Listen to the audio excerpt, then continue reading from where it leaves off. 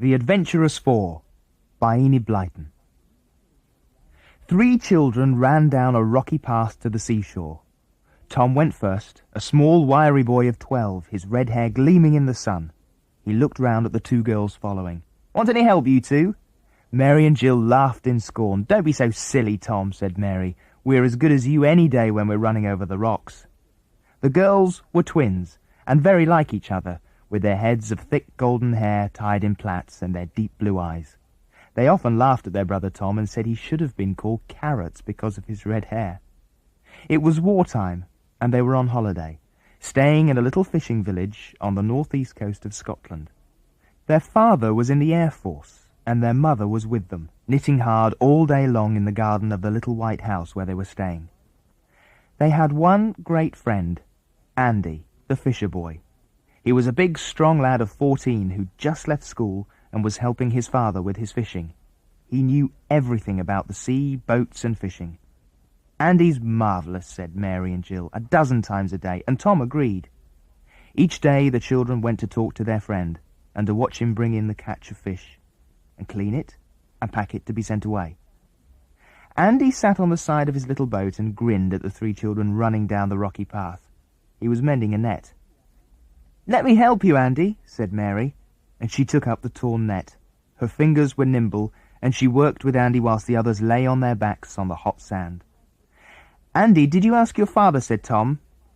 "Aye, I did," said Andy. "He says yes if I work hard all the week." "Andy, how lovely," said Jill in excitement. "Do you mean to say your father will really lend you his sailing ship to take us for a trip to Little Island?" asked Mary, hardly believing her ears. "I never thought he'd say yes." "I was rather surprised too," said Andy, "but he knows I can handle the boat just as well as he can. We'll take plenty of food with us and we'll sail out to Little Island on Friday. We can spend 2 days and a night there, my father says." "Oh, won't it be gorgeous," said Tom, sitting up and hugging his knees. "All by ourselves, no grown-ups, a little island far over there to the east, and no one on it but ourselves. Too good to be true." On Thursday, the 3 children tired themselves out taking food, rugs and other things down to the boat. Andy stared in astonishment at the amount of food. "Are you wanting to feed an army?" he asked. 6 tins of soup, 6 tins of fruit, tins of tongue, chocolate, Nestle's milk, biscuits, cocoa, sugar. Whatever's this?" "Oh, that's tinned sausages," said Tom. "Tom's mad on sausages," said Jill. "He'd like them for breakfast, dinner and tea. Look, will these rugs be enough, Andy?" "Yes," said Andy. "Now mind you all wear warm clothes too. Skirts and jerseys, you girls, and shorts and jerseys for you, Tom. You haven't got trousers, have you?" "No," said Tom sadly. "I don't suppose your father would lend me a pair, would he, Andy?" "He's only got the one pair, and his Sunday ones," said Andy. "And I've only got the ones I'm wearing. Now, are you going to bring the gramophone? We can put it safely in the cabin if you like." Tom went back to it and soon brought it down to the boat, with a packet of records. He also brought a tin of toffee and a camera. "I'd like to take some pictures of the birds," he said. "What time do we start, Andy?" asked Jill, looking with pride at the sturdy little fishing boat that was going to take them on their adventure. "Be down here at 6:30, said Andy. "I reckon we'll be at the island by about 3 in the afternoon then." Next morning at 6 o'clock, all 3 were dressed hurriedly. It was a magnificent day. The eastern sky was glowing red at dawn, and now pink and gold.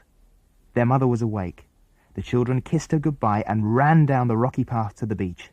Andy was already there, but to the children's surprise, he looked rather grave. "I'm thinking we shouldn't go," he said. "Andy, whatever do you mean?" they cried. "Maybe you didn't see the morning sky," said Andy. "It was as red as the geranium in our window. I'm thinking a storm will blow up today or tomorrow." "Oh, don't be such a spoil-sport, Andy," said Tom, climbing into the boat. "What does a storm matter? We'll be on the island before it comes." "If my father hadn't gone out in my uncle's ship to fish, I think he'd be stopping us from going," said Andy doubtfully. "But maybe the storm will blow off to the east. Get in, then. I'm glad to see you've got your jerseys on. If the wind blows up, it will be cold tonight." "I've got my bathing suit on underneath," said Jill. "So have the others. Come on, Andy, push off. I'm simply longing to go." Andy pushed off. The boat grated over the stones and then rode into the waves. Andy jumped in lightly. He and Tom took the oars. They didn't mean to put up the sail until they came out of the bay into the full sea. "Now we're really off on our adventure," said Jill. "Really off." But she didn't know what an extraordinary adventure it was going to be. As soon as the boat was clear of the bay, Andy put up the sail. It was a pretty brown one, like the sails of all the other fishing boats in the village. It billowed out in the breeze, and the boat sped along. The boys shipped the oars. "I'll steer," said Tom, and he took the tiller. The sail flapped and spray flew up from under the bows of the boat. "We go northeast," said Andy. "This is simply gorgeous," said Jill, lying on a rug on the deck, feeling the spray splash on her hot face and arms every now and again. "How I do love to feel the boat bobbing up and down all the time. Can I have a turn at the tiller soon, Tom?" "Everybody can," said Tom. The sailing boat simply flew over the water. "We shall be at Little Island before 3 o'clock if we go on like this," said Andy. The morning slid on. The sun rose higher and higher, and at noon it was so hot that everyone put on sun hats. The wind was still strong, and whipped the tops from the waves as the boat flew along. "Queer colour the sky is getting over yonder," said Andy, nodding his head to the west. They all looked. "It's sort of coppery," said Tom. "There's a storm blowing up," said Andy, sniffing the air like a dog. "I can smell it." Then a strange thing happened. The wind, which had been blowing very strongly indeed, dropped completely. The little fishing boat stopped running in front of the wind and rode silently over the waves, as if she were at anchor. "I say, that's funny," said Tom.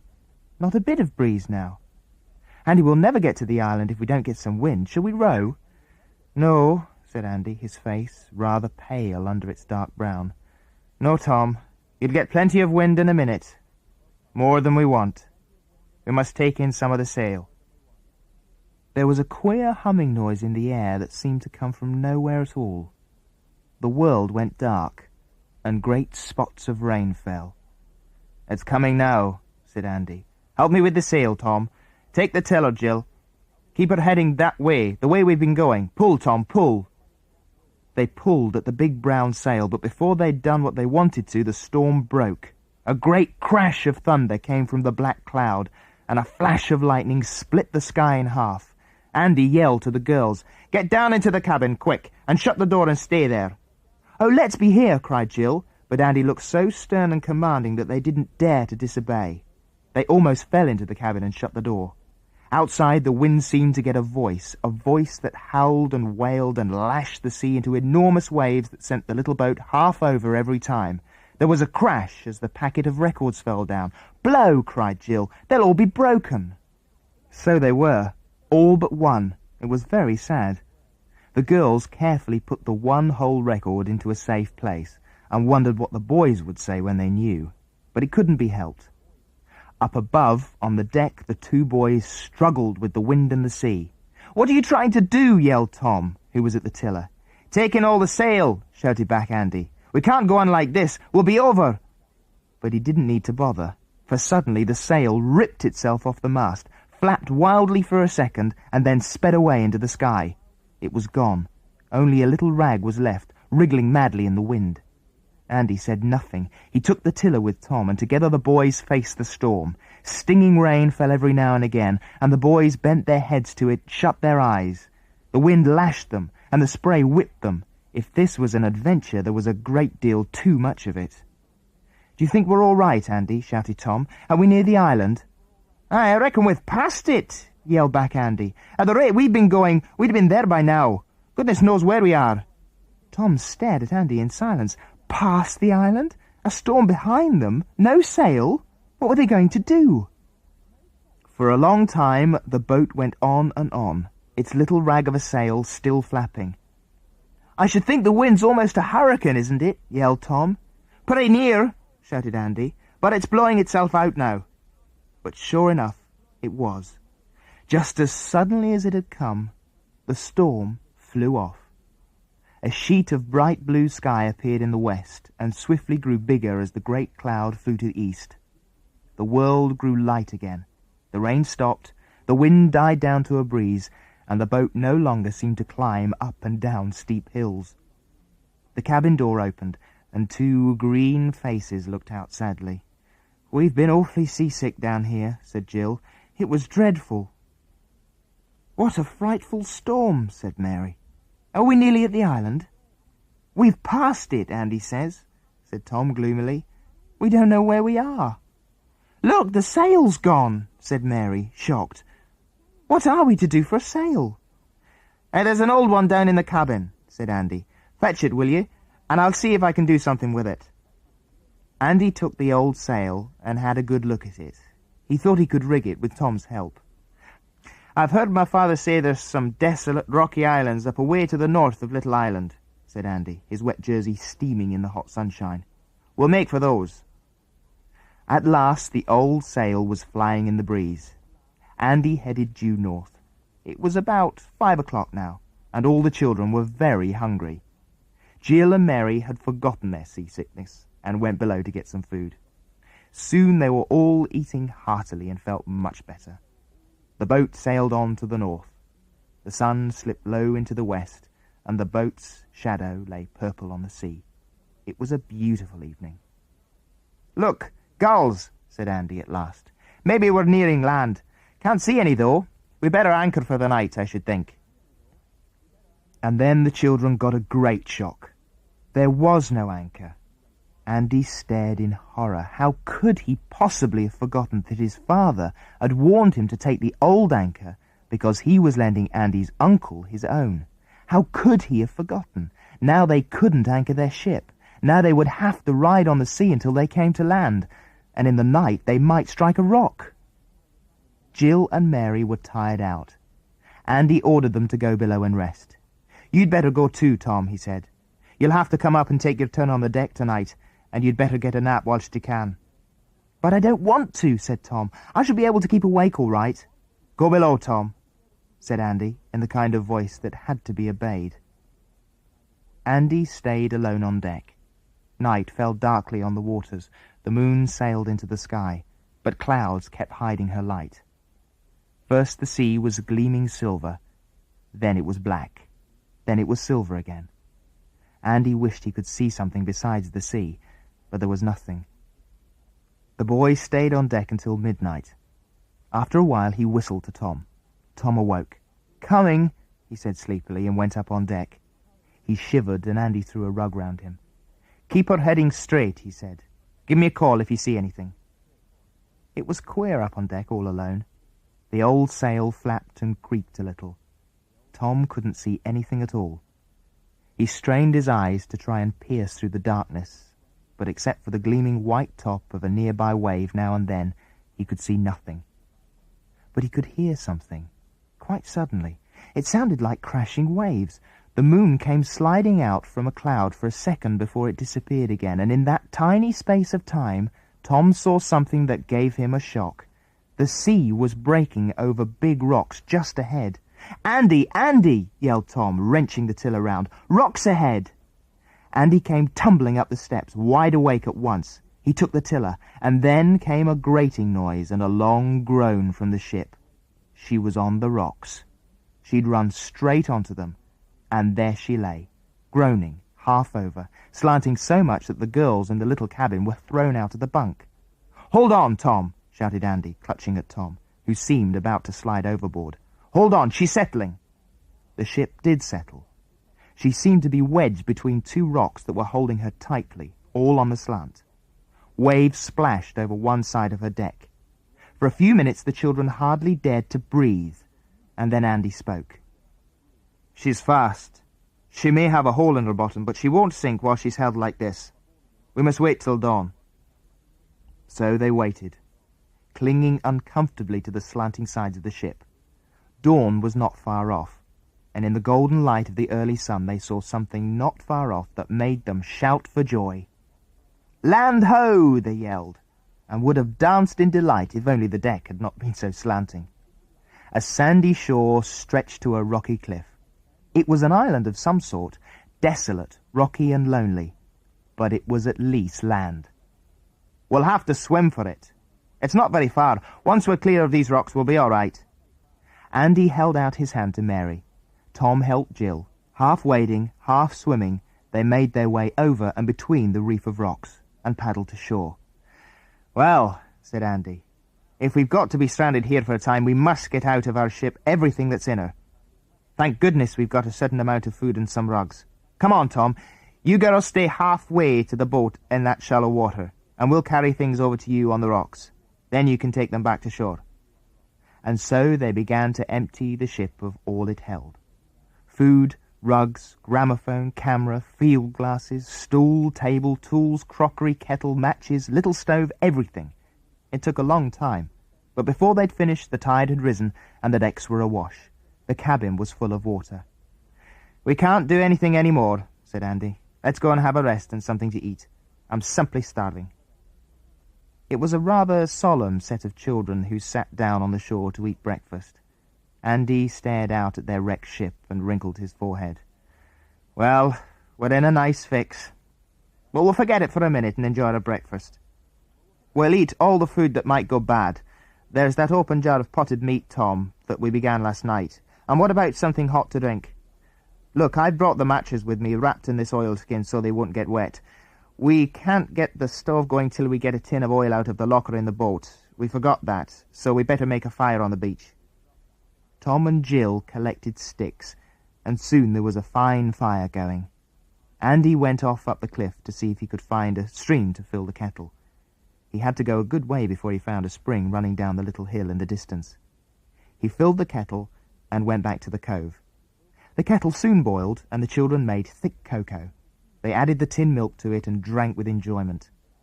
The twins, who were cold, felt warmed up at once. Their clothes were still wet, and although the sun now shone down hotly, they felt chilly. Andy had laid out the rugs in the sun. He felt them. They were almost dry. "We'd better get off our wet things and hang them on the bushes to dry. We'll roll ourselves in these rugs and lie down in the sheltered corner over there by the cliff, in the sun, and sleep off our bad night." So, in 3 or 4 minutes, all that could be seen of the children were 4 tightly rolled bundles lying peacefully asleep in the sunshine, in a cosy corner of the beach. Their damp clothes were spread out on bushes to dry, and were already steaming in the sun. Andy awoke first. He threw off his rug and went to feel his clothes on the bush. They were perfectly dry, and he put them on, and then he went to the big pile of things that they'd taken from the ship. He looked among them and found a fishing line. He hunted about for a sandworm, baited his hook, and clambered out onto the rocks where the deep water swirled around him. He lowered his line into the water, and in 10 minutes he'd caught his first fish and was baiting the line again. Tom awoke next. He sat up on the sand, astonished to hear the sea so close. Then he remembered all that had happened and leapt to his feet. He awoke the girls, and they put on their warm clothes. "Andy's getting our dinner," said Jill. "I suppose you're feeling as hungry as usual." "I could eat a whale," said Tom, and he really felt as if he could. It was fun cooking the fish over a fire. It smelt delicious. There was no bread left, so the children had to eat the fish by itself, but they were so hungry that they didn't mind at all. "It's about 2 o'clock in the afternoon," said Andy, looking at the sun. "Now the first thing to do is to find a good place to sleep for the night. Then we'd better explore the island if we've time. The food we've got with us won't last a great while, but at any rate we can always get fish, and I expect we'll find some berries we can eat too." "How will anyone know we're here?" asked Jill. "We shall have to put up some sort of sign, shan't we, to show any passing ship or steamer that we're here?" "Yes, I've been thinking about that. I'll take down the ship's sail, and we'll tie it to a tree on the top of the cliff. That'll be a fine signal." "Good idea," said Tom. "It will flap in the wind and be seen for miles." "We'll find a sleeping place for the night before we do that. It looks like rain again now. See that low cloud over there? We don't want to be soaked in our sleep. We'll have to rig up a tent of some sort." "A tent, Andy?" said Tom. "Wherever will we get a tent from? Buy it from a shop, I suppose." "I'm going to get the old sail off the boat," said Andy. "We can use it for a signal by day and a tent by night. It's big enough to cover us all quite well." "Andy, you have got good ideas," said Jill. "I should never have thought of that." "Well, shall we go back then and help you?" "No, you stay here with Tom and help him build a kind of tent house that we can just rape the sail over. You want some stout branches stuck well into the ground. I'll go and get the sail." 8 willing hands helped to arrange the big brown sail over the circle of sticks stuck firmly in the ground. The weight of the sail kept it down, and when the children had finished, they'd made a kind of round brown tent with no doorway.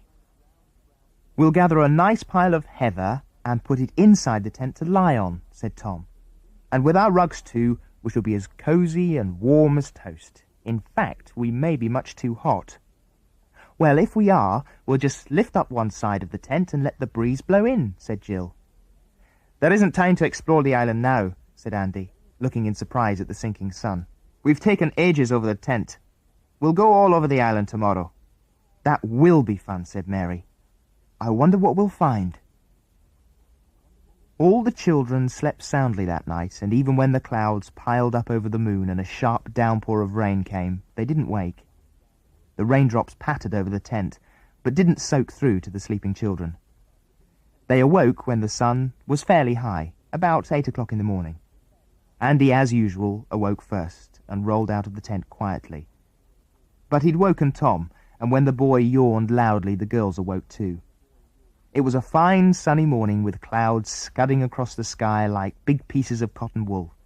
The first thing, of course, was breakfast. But it had to be caught, so Andy and Tom went fishing on the rocks, and the girls managed to catch about 20 large prawns in a pool on the sandy shore. They cooked their catch and ate hungrily. "I do feel dirty," said Jill. "I shall go and wash at the spring. Coming, Mary?" "Yes," said Mary. "And I vote we all have a bathe today. That will clean us up a bit too." They all felt cleaner after a rinse and a splash in the spring. Tom and Andy made the fixing of the signal their next job. They found a good tree. At least it was a good one for their purpose, for it had been struck by lightning at one time and now stood straight and bare on the top of the cliff. It took the two boys about an hour to climb the tree and fix the sail signal. It flapped out well in the breeze, and Andy was sure it could be seen from a great distance.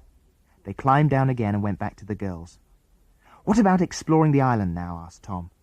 "I feel just like a good walk." "Well, the island may be too small for a good walk," said Andy. "We'll just see. Ready, you girls?" They were all ready for their walk. First they climbed the hill and stood on the top, looking to see what they could spy. From the top of the hill they could see all around their island, and certainly it wasn't very big, only about 1.5 miles long and about 1 mile wide. They could see the blue water all around it. But not far off were other islands. They lay in the sea, blue and misty in the distance. But as far as the children could see, there were no houses or buildings of any kind on them. They seemed as desolate and as lonely as their own island. "I don't believe a single soul lives here on these islands," said Andy, his face rather grave. "Come on, let's go down to this side of the hill. We may as well find out all there is to know." As they went down the hill and came to the level ground again, Tom stopped in astonishment. "Look," he said, "potato plants!" The children looked, and sure enough, growing completely wild around them were plants that looked exactly like potatoes. Andy pulled one up, and there, clinging to the roots, were a dozen or more small white potatoes. "That's queer," said Andy, staring around. "At some time or other there must have been people living here, and they grew potatoes. Some have seeded themselves and grown wild, but the thing is, if people lived here, where did they live? They must have lived somewhere." "How queer," said Tom, looking all around as if he expected a house to spring from the ground. And then Jill gave a shout.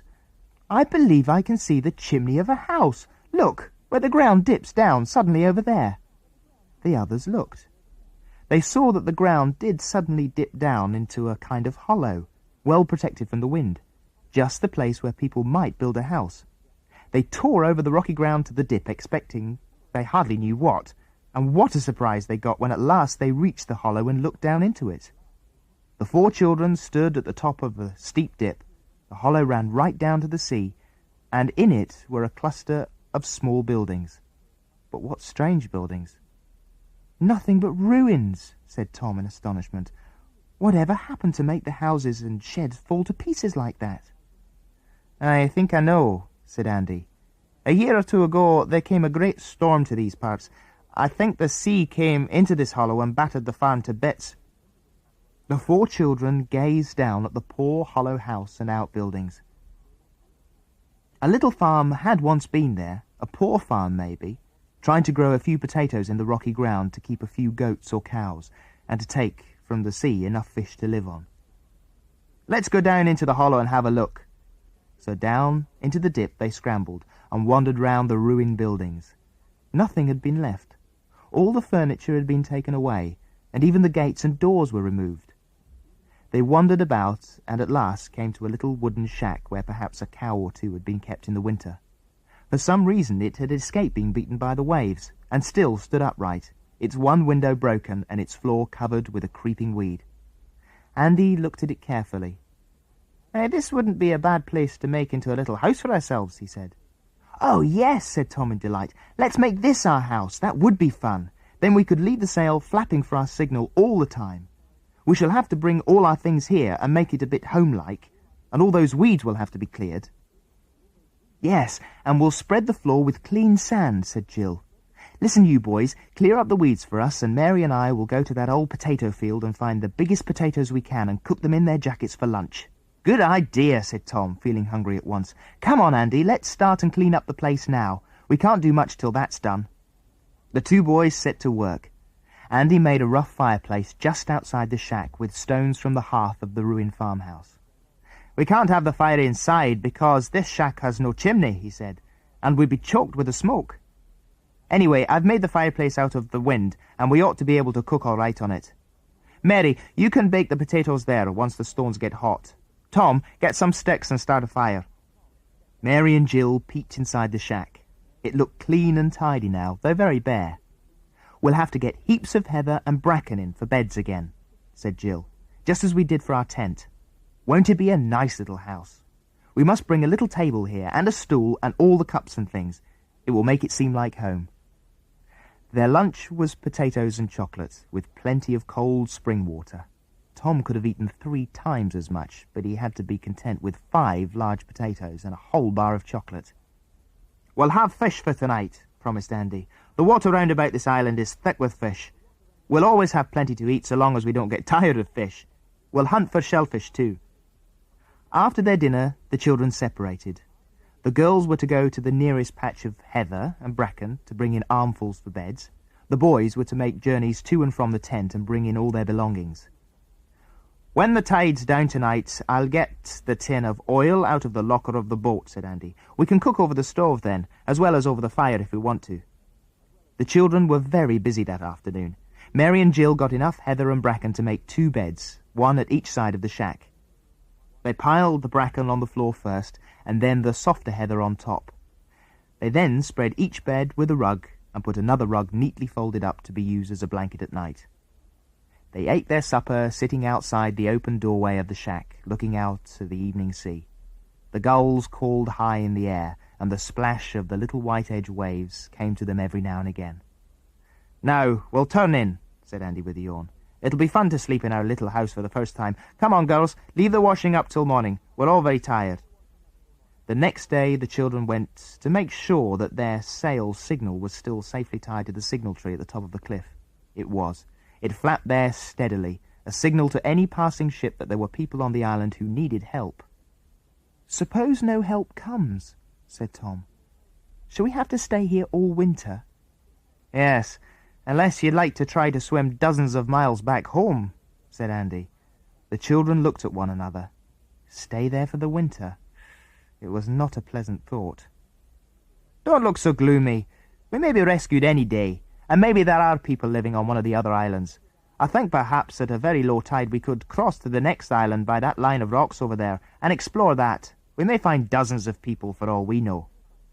They went to see if their boat was still held fast between the 2 rocks. Yes, there it was, all on one side, the tide washing right over its decks. "Perhaps an extra strong tide might lift it off the rocks," said Andy. "If only it would. We could mend it. I'd try to sail back home again." "Well, there's nothing left in the boat that could be taken away now," said Tom. "I really think we've got everything movable, ropes, nets, even the oars." There was nothing to do that afternoon except bathe and fish. The little shack was finished. There was nothing more to add to it. They could do nothing with their wrecked boat. It was of no use going for a ramble, for the island was so small, so Tom suggested a bathe first and fishing afterwards. It was warm in the sunshiny sea. They swam through the big waves and splashed about lazily. Then they came out of the sea and lay in the sun to dry. After that, the boys sat on the rocks to fish and the girls went to hunt for prawns, shrimps and shellfish. The tide was very low that evening. The wind had completely dropped and the sea was almost calm, as nearly calm as it ever could be on that rough rocky coast. The children stood on the rocky ledge, looking north where the other islands lay, blue with a summery mist. "They really look as if they're just floating on the water," said Jill, dreamily. "They do look lovely. I wish we could visit them." "Well, it would be quite easy if we chose low tide," said Andy, pointing to the line of rocks that were now uncovered and which seemed to lead in a crooked line to the next island. "I'd like to go across those rocks tomorrow morning when the tide is low again. We could take food for the day and see what was on the next island and climb back across the rocks at low tide tomorrow night." The next morning they ran to see if the tide had uncovered the rocks again. Yes, there they stretched, grey and green, some quite bare, some covered with seaweed. "Come on," said Andy. "We'd better go now before the tide turns." They leapt down from the ledge and ran to the sandy shore. They jumped up to the rocks and they began to make their way carefully over them. Some were so slippery that once or twice the children nearly fell into the deep pools. These pools looked exciting. Quite big fish swam in there, and Andy said big edible crabs would be sure to be there. "But we've no time for fishing about here. We shall be caught by the tide if we don't make haste." Sure enough, the tide was on the turn. But before it could reach the jagged line of rocks over which the children were climbing, they'd come to the end of them, and waded through a pool to the sandy shore of the next island. They turned to climb the cliffs, and had a big surprise. "Look! Caves!" said Tom, pointing to big black openings in the cliff. "Look at them! Caves of all kinds and sizes and shapes. Let's have a look at them." They made their way to the first cave, and just outside it Andy stopped and stared at something in the sand. "What's up?" said Tom. "That," said Andy, and he pointed to a cigarette end that lay rolling a little in the breeze. "A cigarette end," said Tom, looking all around as if he were looking for the one who'd smoked it. "Well, somebody's been here all right, and not very long ago either, but there's not a single house on this island, ruined or whole." "Perhaps the people live in these caves," said Jill, looking half timidly at the first one. "We'll go in and see," said Andy. He pulled a roll of oilskin from his pocket, and out of it took a half candle and a box of matches. He lighted the candle, and then, leading the way, he stepped into the first cave. The others followed him. The floor was thick with silvery sand, and the walls of the cave were high and smooth. It ran back a long way and then narrowed into an archway. Through this the children went into another cave, which narrowed into a passage, whose roof was at times so low they had bumped their heads against it. And then they came to the round cave, which was the name they at once gave the last strange cave. It was almost perfectly round, and as the floor slanted towards the middle it felt like being inside a hollow ball. But it wasn't the roundness of the cave that startled the four children. It was what it held. Piled high everywhere were boxes, sacks and big tin chests with strange words on them. Some piles reached the roof of the cave, others reached halfway. "Golly, look at that," said Tom, in the greatest astonishment. "Whatever's in all these boxes and things, and why are they here?" The little flame of the candle flickered on the strange array in the cave. Andy set the candle gently down on a flat piece of rock and pulled the neck of thick brown sack undone. It was lined with coarse blue paper inside. He undid that, and then gave a low cry of surprise. "Sugar! I was expecting treasure or something, and it's sugar. I wonder what's in the other sacks and boxes." Some the children couldn't force open, but others were already opened, as if someone had taken from them some of the contents. The boxes were full of tins. There were tins of soup, meat, vegetables, fruit, sardines, everything one could think of. There was a chest of flour, a chest of tea, tins of salt, even tins of butter and lard, well sealed and airtight. "Andy, I really don't understand this," said Jill in a puzzled voice. "How did all these come here? And who do you suppose they belong to? As far as we know, there isn't a single person on the island." "I don't know any more than you do, Jill. It's like a dream. But anyway, we shan't need to starve whilst there's all this food stored here." The children each chose what they thought they would like to take away. Sugar they wanted, and salt. The tin butter would be splendid, and any tins of meat and fruit. Jill thought she might be able to make some rolls of bread with the flour. Each child carried quite a heavy load down the narrow passage that led from the round cave to the shore cave. When they reached the open air, Tom took a deep breath and set down his load. "My goodness, it was stuffy up there," he said. "What puzzles me is why it wasn't more stuffy than it was," said Andy. "Air must get into the round cave through some hole that we didn't see. Pack up your things, Tom. The tide's coming in. We can't stay on this beach. The sea will reach the cave before long." "It's all right for about 10 minutes, said Tom, pulling a fat little notebook from his pocket. "I just want to jot down a list of all the things we've taken, in case we eat them up and then forget what we had." "Tom's always so honest," said Jill. "Well, I'll tell you the things, Tom, and you can write them down."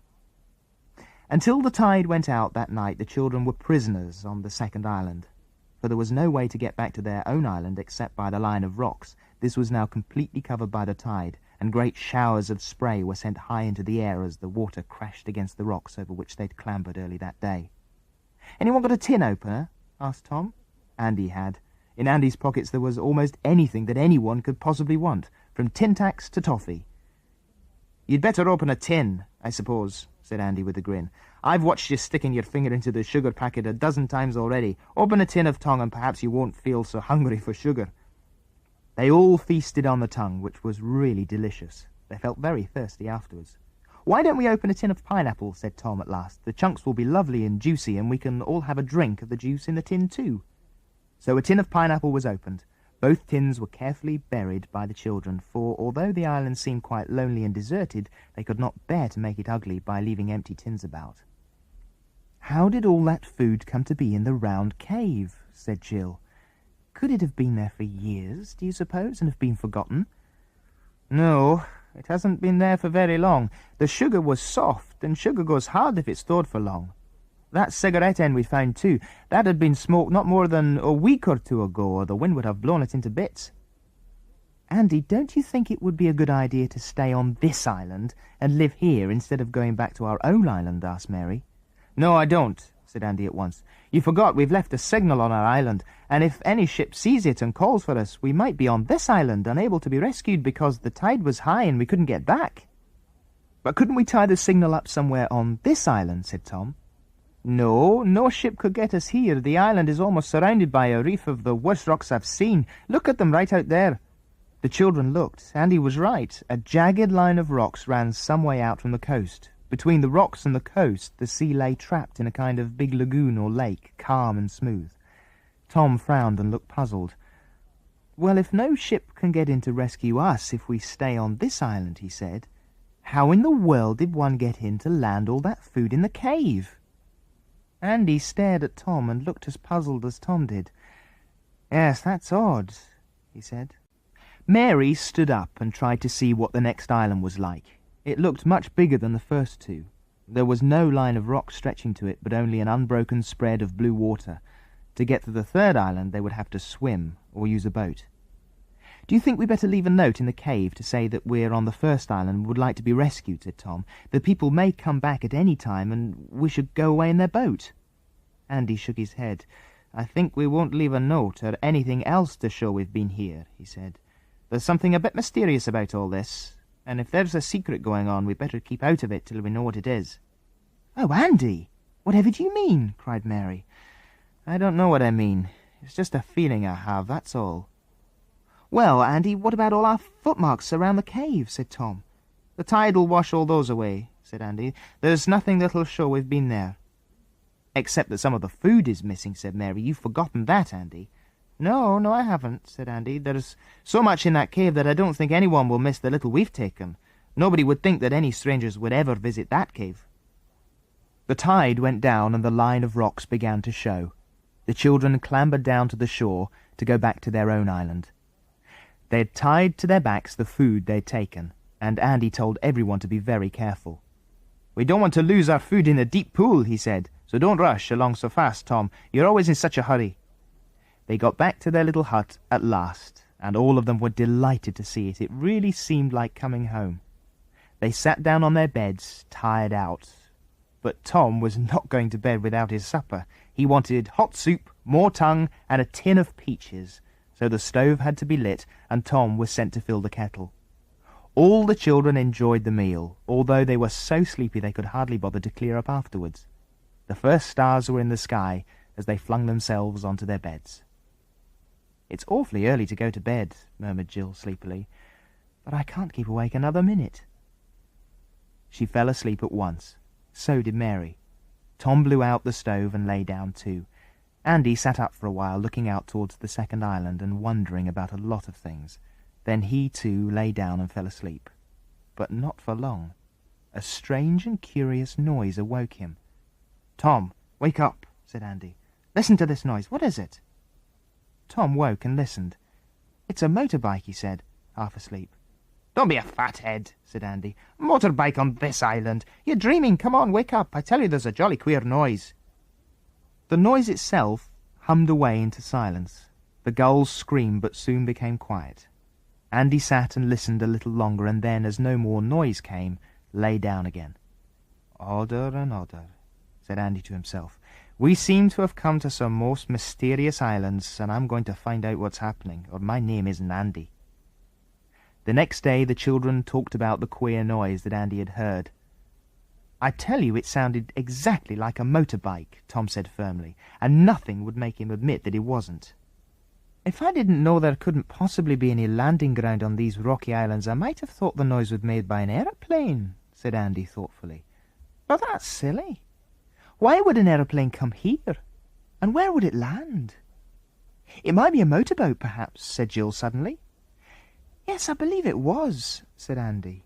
"It had a throbbing sound that a motor makes. Now what's a motorboat doing here? But anyway, it means that we can be rescued." "Of course," said Tom. "Well, let's go and find the motorboat. What a surprise they'll get when suddenly they see us. They'll wonder wherever we've come from." "Tom, don't be in such a great hurry. I think there's something funny going on here, and before we show ourselves we'd better find out if we shall be welcome." "Oh?" said Tom, surprised. The girls looked rather alarmed.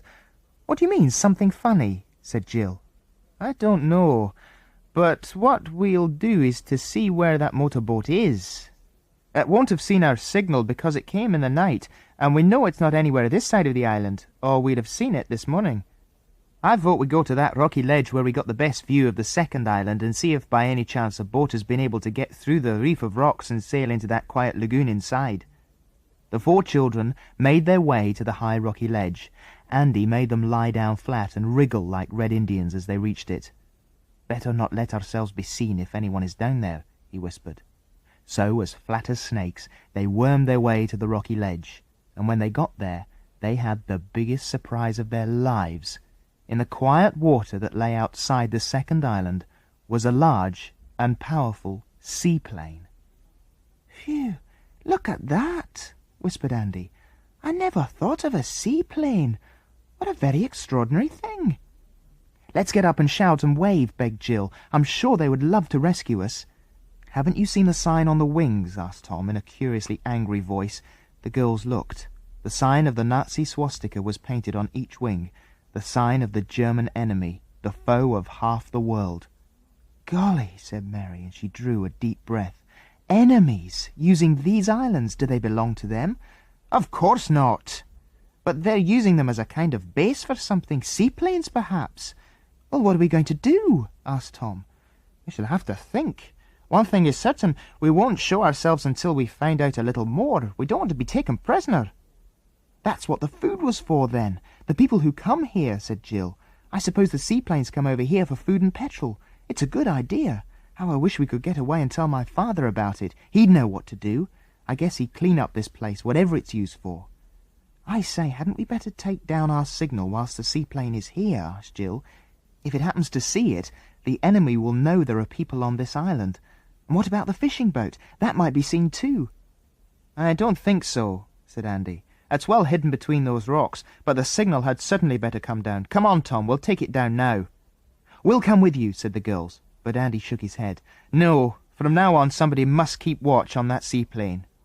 So the 2 girls were left behind whilst the boys ran across the island to take down their flapping signal.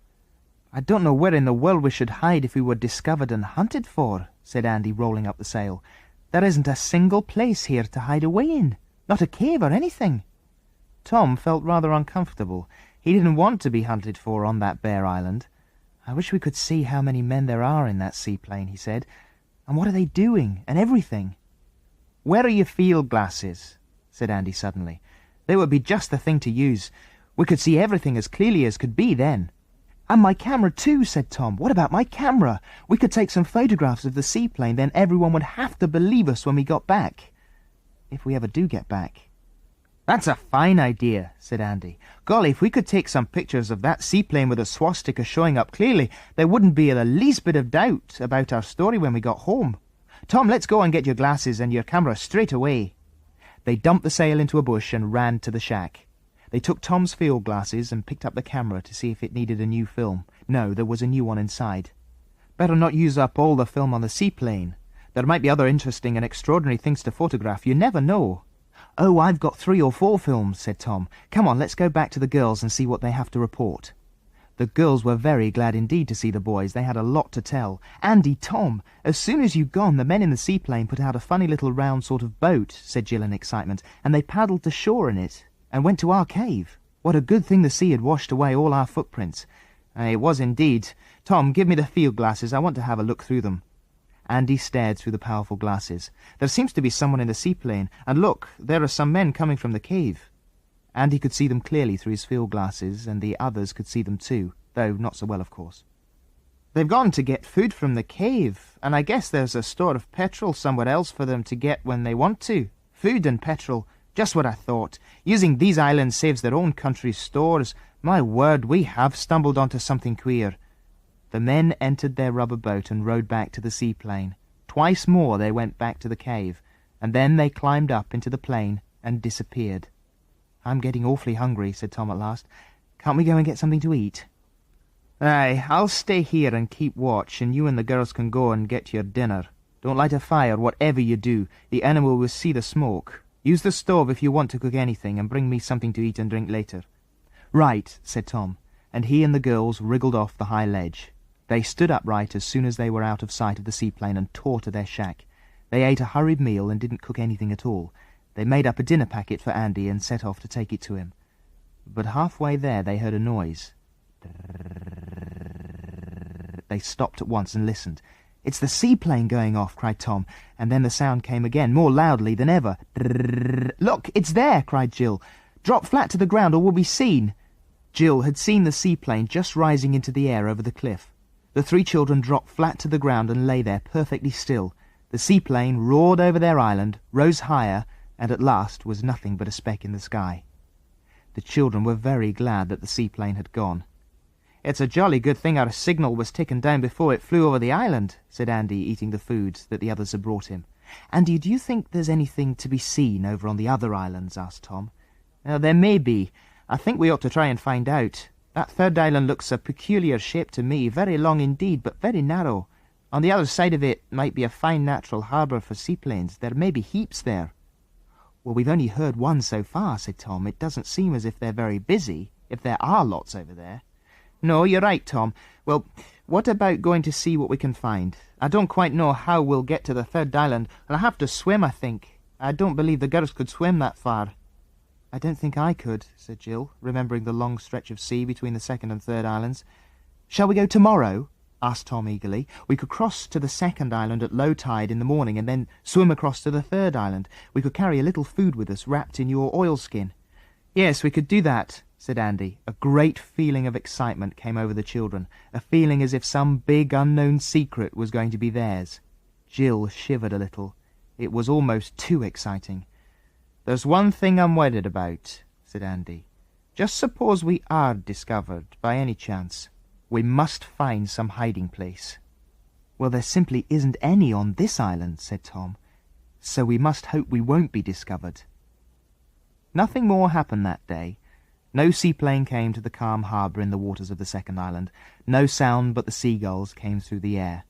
It was a lovely day, and the children enjoyed themselves bathing and sunning their brown bodies. Thanks to the store of food they discovered on the second island, they had plenty to eat. Andy caught some nice little fish, and Jill fried them in the tin butter. We are really very well off now, said Tom, who, as usual, was thoroughly enjoying his meal. We'll take another exciting lot of tins away from the round cave next time. I saw some baked beans in tomato sauce. I should like those. The children took turns at keeping watch on the second island from the rocky ledge, but nothing was to be seen at all. They went to bed early because the boys would have rather a hard and long day the next day. "We shall have to clamber over the next line of rocks first," said Andy, "and then we must cross the island and swim to the third one. We'll have to be back on the second island in time to clamber over the rocks at the next low tide. You girls mustn't worry about us. We'll be back all right." "I do wish we were going too," said Jill. "Don't you think Mary and I could climb over the rocks to the second island and wait for you there? There are lots of bilberries there that we could pick. They're lovely and sweet now." "All right," said Andy. "But just keep a watch for any seaplane arriving. Lie down flat under a bush or something if you hear one. You mustn't be seen." "All right," said Mary. "You can trust us to do that." So the next morning the 4 children once again climbed over the line of slippery rocks at low tide. The boys had on only their bathing suits. Andy had tied his oilskin packet safely to his shoulders, and in it was plenty of food for the day. All 4 went across the second island, over the heather and bracken to where they could see the third island. It lay in the sea before them like a long blue and brown snake. "Do you really think you can swim so far, Tom?" asked Mary doubtfully as she looked at the wide spread of water between the second island and the third. "Of course," said Tom. All the same, the distance was further than he'd ever swum before. "Well, goodbye for the present," said Andy to the girls. "We'll get down to the shore here, wade out as far as we can, and then swim. Have you got Tom's field glasses, Jill? Good. You can watch us through them all the way to the third island." The boys went down to the shore, waded into the water, and then, when they were out of their depth, began to swim. Andy was by far the stronger swimmer, but he kept close to Tom, just in case the younger boy got into difficulties. On and on they swam, using the breaststroke because Andy said it was the least tiring. When Tom began to pant a little, halfway across, Andy spoke to him. "Let's do a spot of floating, Tom. That'll rest us a little. It's a long way." The 2 boys lay on their backs in the water. It was a little rough and choppy, but quite warm. They floated like logs of wood spread out flat on the water. Then once more they swam on. But it began to seem as if Tom would not reach the shore of the third island. His arms felt so tired, his legs seemed to have no push in them. He gasped and panted, and Andy began to feel alarmed. "Tread water a bit," he called to Tom. "Do you think you'll be able to swim the rest of the way?" I don't know," said poor Tom, dreadfully ashamed of himself, but he could not seem to make his arms work properly. He was really tired out. Andy trod water beside Tom, wondering what to do. "Try again, Tom. It's no use going back. We're more than halfway across." Tom looked at the cliff on the third island. It seemed a long, long way away still. He tried again, striking out bravely with his tired arms, but after about 6 strokes he could not swim any more. He turned on his back and floated again. Andy was really alarmed. "Tom, you can't do any more," he said. "I'll have to help you. I'll swim on my back, and you must lie on your front and put your arms on my shoulders. I can drag you along in the water that way, but it'll be rather slow." "Thanks, Andy," said Tom, very angry with his poor swimming, but quite unable to do anything else. He took hold of Andy's shoulders, and Andy, lying on his back with his head towards the third island, began to strike out valiantly with his brown legs. It was very slow indeed, and now Andy began to get tired. It wasn't long before neither of them had any strength left, and goodness knows what would have happened if Andy, striking out desperately with his legs, had not felt something hard beneath him. He felt about with his feet, and at last discovered a rock below the water. They'd come to a kind of rocky reef, rather like the one they climbed over from their own island to the second one. Tom, put your feet down and feel where the rocks are," gasped Andy. "We can stand there and maybe feel our way along a bit till we come to the sandy bottom." Tom soon found foothold on the rocks under the water. He felt better at once.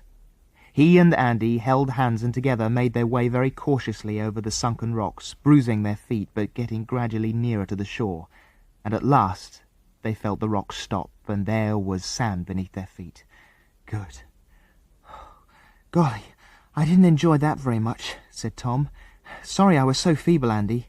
"Hey, it's all right. You did your best. We're all right now." But in his own mind, Andy didn't think they were all right. How in the world was he going to get Tom over that stretch of water back to the second island again? He would never, never do it. Andy was very worried indeed. They lay on the sandy shore in the sun for a while, drying themselves. Tom felt very much better after a meal out of the oilskin packet. He almost felt as if he could swim back home again. "I feel a new man now," he said, leaping to his feet. "Come on, Andy, let's go up the cliff top and go across to the other side of this island to see if we can spy anything." Andy got up too. The two boys climbed up the rough cliff and sat on the top to get back their breath. The island seemed to be about the same as the other two, covered with heather, bracken and grass, and with white gulls soaring over it. They crossed the narrow width of the island and at last came to the cliff on the other side. "Wriggle along on the ground now, just in case there's anyone about," said Andy. So both boys wriggled along on their fronts and came at last to a place where they could see down to the water far below. And what they saw there filled them with such astonishment and alarm that for at least 5 minutes neither boy could say a word. The sight that the two boys looked down upon was hardly to be believed. There was a very fine natural harbour of extremely deep water on the north-eastern side of the third island, and lying in this water were at least 7 or 8 submarines. Submarines! A submarine base in these deserted islands? No wonder so many of our ships have been sent to the bottom in the waters of these islands. "It's a real nest of submarines," whispered Andy at last. "Enemy submarines! I can't believe it." The boys lay looking down on the water. Some of the submarines lay like great grey crocodiles humped out of the water, 1 or 2 of them moving out of the harbour, their periscopes showing. "They get fuel and food here," whispered Andy. "There are the small submarines. This harbour can easily take a dozen or more. It's a perfect place for submarines. Do you see how they haven't built any jetties or piers? Not a thing that anyone could see. If one of our planes came over, all they'd have to do then would be to sink under the water, and then there'd be nothing to see. They store everything in the caves. Golly, it's amazing." For a very long time the two boys lay watching the strange sight below. 2 submarines slipped silently out of the harbour entrance away between 2 reefs of high rocks. A 3rd submarine came in and lay peacefully with the other, the men coming out on the deck and looking around. At first Tom had been so full of surprise and alarm that he could think of nothing but the sight of the queer vessels. Then another thought came into his head and he turned to Andy. "Andy," he said, "we've got to get home and tell what we've seen." "I know. I'm thinking that too, Tom. And we've got to get the girls off these islands. We're all in danger. If the enemy know we're spying on them like this, I don't know what would happen to us." "I don't care how much danger we're in," said Tom. "All I know is that we've got to go and tell our people at home about this submarine base. It's got to be cleared away, Andy. It's serious. But do you think we should be believed if we go home with a story like this?" "We'll get your camera and take a few photographs," said Andy. "Nobody can disbelieve photographs. And another thing we must do is to try to do something with our boat. We must get it off the rocks somehow and try to patch it up. It's our only way of getting back home." They watched the harbour for a little while longer, and then wriggled along the top of the cliff till they came to some bushes. They went down by these and ran along till they came to the end of the harbour. Beyond lay a cover, and in it, drawn up to the sand, were a number of small boats. No one seemed to be about. The sight of the little boats excited Andy. If only he could get hold of one, then he and Tom could row round the island and get back to the second one safely. Andy knew perfectly well that Tom could not swim back, and he did not mean to leave the boy alone on this submarine island. "Tom, see those boats? Well, what about waiting till night time and then stealing down to the cove and taking a boat? We could easily row it back to the second island. It would save us having to swim, and we might even fill it with food and water and try our luck at going home. I could fix up a sail somehow." "Good idea, Andy," said Tom. "But I say, won't the girls be awfully worried if we don't swim back before low tide tonight?" "We'll go to the cliff on the other side of this island and wave to them. They've got the field glasses and we'll see quite clearly. We'll point and wave and nod and try to show that our plans have altered, but we're all right." "Good," said Tom. "Let's go now." The boys went to the other side of the island. After a while the girls appeared and waved to them. Jill put the glasses to her eyes. "The boys seem frightfully pleased and excited about something," she said. "They're waving and pointing and nodding like anything. They seem to want us to understand something." "Well, it can only be that they've found something exciting and are going to do something about it," said Mary, taking the glasses from Jill and looking through them. "Yes, Tom's like a mad thing. Well, we'll know when they come back tonight. I only hope Tom will be able to swim back all right. I was really afraid he'd drown this morning." The boys disappeared after a time. They sat down in a little sunny hollow and finished the rest of the food. Andy found a stream of water and the boys drank from it. Then they sat talking quietly, waiting for the night to come. At last it came. The moon was behind the clouds and gave only a pale light now and again. The boys slipped quietly to the top of the cliff that overlooked the small cove next to the harbour. They had already planned the easiest way down. Andy went first. He climbed like a cat. Tom followed him, trying not to send any stones clattering down the cliff. They came to the shore. It was sandy and their feet made no noise. The boys stayed in the shadow of the cliffs for a few minutes, listening. They could hear no noise at all except the small sound of little waves breaking on the sand. The boats were not far off, upturned in a row. No one was guarding them. The boys crept over the silvery sand. "Take the boat on the left," whispered Andy. "It's just our size." They came to the boat, and then they heard voices. They seemed to come from the far side of the cliff and sounded clearly in the night. The boys could not hear any words, but the sound was enough to make them lie down flat beside the boat they'd chosen. Tom was trembling. Suppose they were found out just as they were taking the boat. It would be too bad. The boys listened until the sound of voices died away, and then they cautiously lifted their heads. "When the moon gets into that very thick cloud, we'll turn the boat over and run her into the water. You take this side and I'll take the other. Be ready." "Right," whispered back Tom. So when the moon slipped behind the dark clouds, the boys rose silently to their feet. They turned over the boat with hardly a sound, though it was awkward and heavy. Then they pulled it over the sand to the water. Tom got in and took the oars. Andy pushed the boat right out and leapt in himself. The moon was still hidden. Silently the boys rowed away from the shore, hoping that the moon would remain behind the cloud until they'd pulled out of sight. No shout was heard, no running feet. They were undiscovered, so far. They rowed fast. When the moon came out again, they were far from the little cove. "Look! Pull round a bit more. We're passing round the edge of the island. We've done well to get here so quickly." Soon they were right round the narrow end of the third island. They rowed into the broad stretch of water between the second and third islands, then across to the shore below the cliff where they left the girls. Jill and Mary were watching there. They'd been very worried when night had come and brought with it no boys. They couldn't imagine what had happened. And then Jill, looking through the glasses, when the moon had swum out into a clear piece of sky, had seen a little boat coming into the stretch of water between the two islands. She clutched Mary's arm. "Look, a boat! Is it the enemy?" The girls looked and looked, their hearts beating loudly. They could not see who was in the boat. It landed on the beach, and then the call of a seagull floated up the cliff. "Andy!" cried Jill, nearly falling down the cliff. "It's Andy! I'd know his seagull call anywhere." The boys climbed up the cliff and came to the rocky ledge. The girls fell on them and hugged them like bears. "The boat! Where did you get the boat?" cried Jill. "What did you see? What did you find?" cried Mary. "We'll tell you all about it," said Andy, and the four of them sat close together on the cold, windy ledge, quite forgetful of the chilly breeze, talking and listening eagerly. The girls could hardly believe the boy's story. It seemed quite impossible. "And now that we've got a boat, we'll fill it full of food and water and see if we can get home. It's the only thing we can do, and we must do it."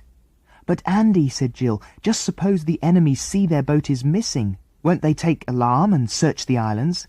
"Yes, they certainly will. And so we must start tomorrow. We'll have a good sleep tonight, take plenty of food from the cave, and see if we can make for home." "If only we can get away before the enemy finds that the boat is missing," said Tom. "Oh, do you suppose we will?" The children did not have a very good night after all, for they were far too excited to sleep. They'd all rowed in the stolen boat to their own island, and had landed there, tied up the boat, and gone to their shack. They slept rather late the next morning, for not one of them had gone to sleep before midnight, and they were awakened by the throbbing noise that they'd heard 2 nights before. "Oh, the seaplane again," said Andy, waking up at once and leaping to his feet. He ran to the open doorway of the hut, and was just in time to see the plane soar overhead. Then it went round in great circles, ready to land on the smooth water outside the second island. "That means we can't get away today," said Tom at once. "We simply must get food into the boat, and we can't if that plane is there." "No, we can't," said Andy. But I tell you what we might do. We might row to the third island, tie up our boat in a hidden place, creep to the top of that cliff and try to take a few photographs of the submarine bay. Yes, we could do that, said Tom. We'll have to be pretty careful, though. We will be, said Andy. Jill, what's there for breakfast? There were tinned sausages and baked beans and tomato sauce. Jill proudly produced some little rolls of bread that she'd made, too. They all ate in silence, thinking over everything that had happened. That seaplane may not stay long, said Andy. It didn't last time. I expect it's come to add to the stores, or maybe take away from them. It'll be busy that side of the island, so we'll row round the other side, so we won't be seen. Go across to the third one and tie up there. You girls must stay here. Oh, you always have the exciting things to do, sighed Mary. Can't we really come with you? I don't see why we can't. Well, if you promise to do exactly what you're told, you can come, said Andy, after a minute's thought. The girls were thrilled. They cleared away the breakfast things and washed up. They prepared a meal to take with them. It was a very good thing that they discovered that store cave. They now had plenty of food of all kinds. They did hope the seaplane wouldn't take everything away. They all got into the boat, and the boys rowed off and were careful to keep to the side opposite the cave when they came to the second island. They rowed quickly over to the space of water separating that island from the third, and came to the farthest tip of it. Here there was a tiny beach with steep overhanging cliffs, so overhanging that it almost seemed as if a big piece was about to fall off. Just the place, said Andy, pulling into the tiny beach. Jump out, girls. Take the food with you. Give a hand with the boat, Tom. We'll run it up to the beach and put it right under the dangerous piece of cliff. It'll be well hidden there. They put the boat there and looked at it. The end of it jutted out and could be seen. Jill ran to a seaweed-covered rock and pulled off handfuls of the weed. Let's make the boat into a rock, she said with a laugh. Cover it with seaweed. A jolly good idea, said Andy. I don't know how girls could have such ideas. You wait and see what fine ideas we have, said Mary. They all pulled at the seaweed, and soon the boat was nicely draped and looked so exactly like a seaweed-covered rock that no one could possibly guess it wasn't, even if they passed quite near to it. That's good. Now, we'll make our way very carefully across this end of the island till we come to a little cove where we took our boat from. We'll just peep over the cliff and see if there's anyone there looking as if they've missed the boat. Then we'll crawl to the top of the next cliff that overlooks the submarine bay, and Tom will have to take a few pictures. Everything went well. Keeping close to tall bushes of gorse and bramble, the four children crept over the tip of the island and soon came to the cliff below which was the boat cave. Cautiously, Andy parted some bramble sprays and peeped down to the beach below. There were the rest of the little boats, still upturned. Nobody was about at all. As far as Andy could see, the stolen boat had not been missed. Good. Going very slowly and cautiously indeed, the four of them made their way under bushes and bracken to the top of the next cliff. They all lay on their tummies and peeped between the tall bracken. The girls drew a long breath of surprise. Golly, said Jill. 1, 2, 3, 4, 5, 6, 7... However many submarines are there, and all of them marked with the swastika. An enemy submarine base so near to our land, said Mary, and nobody knows it. Where's your camera, Tom? Whispered Andy. Tom had it round his shoulder. Carefully he took it out of its waterproof case and set it for taking distant pictures. It's got the seaplane on the first 2 negatives, said the boy in a low tone. I'll fill up the rest of the film with photos of the submarines. The pictures can easily be made larger when we get home. Then nobody can disbelieve us or say we made it all up. Click went the camera. 1 picture taken, said Tom. I got in those 2 big submarines together, just over there. Click, click, click, click. Soon the whole film was used. I'll wait till I get back to the hut and then I'll wind off the film in a dark corner, said the boy. That's a spot of good work done. He put the camera back into its case and strapped it up. The 4 children lay and looked at the nest of submarines in the water below. Another came slipping in as they watched. 2 slipped out. Gone to sink some more of our ships, I suppose, said Andy angrily. If only I could stop them. But we'll clean up the whole lot once we get the news back home. I guess we'll have a battleship or 2 sent out here. Where will it be safe to have something to eat? Asked Tom. I do feel hungry. I wish I'd had a shilling for every time I've heard Tom say that, said Jill, with a giggle. Well, I only say what the rest of you are thinking, said Tom. I bet you're all hungry. They were. Andy found a little bracken dell not far from the top of the cliff. Here the bracken was taller than the children, and once they'd settled themselves down, nobody could possibly see them, either from above or passing by. They ate a good meal and enjoyed it. They lay on their backs and looked between the fronds at the blue sky. It was marvellous, and the weather was still so good. "Now, we better get back," said Andy. "Oh, why?" asked Jill lazily. "I was almost asleep." "I'll tell you why," said Andy. "Supposing that stolen boat is missed, well, the first place searched would be this island, and we'd be found. No, the best thing for us to do is to go straight back now, wait till the seaplane has left, and then go straight to the store cave and fill our boat with food. Then we'll start off tonight." "All right, we'll come along now then," said Jill, getting up. They made their way very cautiously back to the tiny beach where they'd hidden their boat. It was still there, beautifully draped with seaweed. Nobody had discovered it. The children dragged it down to the waves and jumped in. Andy pushed it out. They took turns at rowing. They were halfway round the second island on the coast opposite to the one where the store cave was when a dreadful thing happened. The seaplane chose that minute to leave the water by the second island and to rise into the air, ready to fly off. The children had no time to rush their boat into shore and hide. They were out on the sea, clearly to be seen. "Crouch down flat on the boat, so that the pilot may perhaps think there's nobody in it," ordered Andy. They shipped the oars quickly and crouched down. The seaplane rose up high, and the children hardly dared to breathe. They did so hope it would fly off without noticing them. But it suddenly altered its course and began to circle round, coming down lower. It flew down low enough to examine the boat, and then, rising high, flew over the third island, and then flew down to the submarine bay. Andy sat up, his face rather pale under its brown. "That's done it," he said. "They saw us. Now they'll count their boats. They'll find one's missing, and they'll come looking for us." The children looked at one another in the greatest dismay. Nobody could think what to do.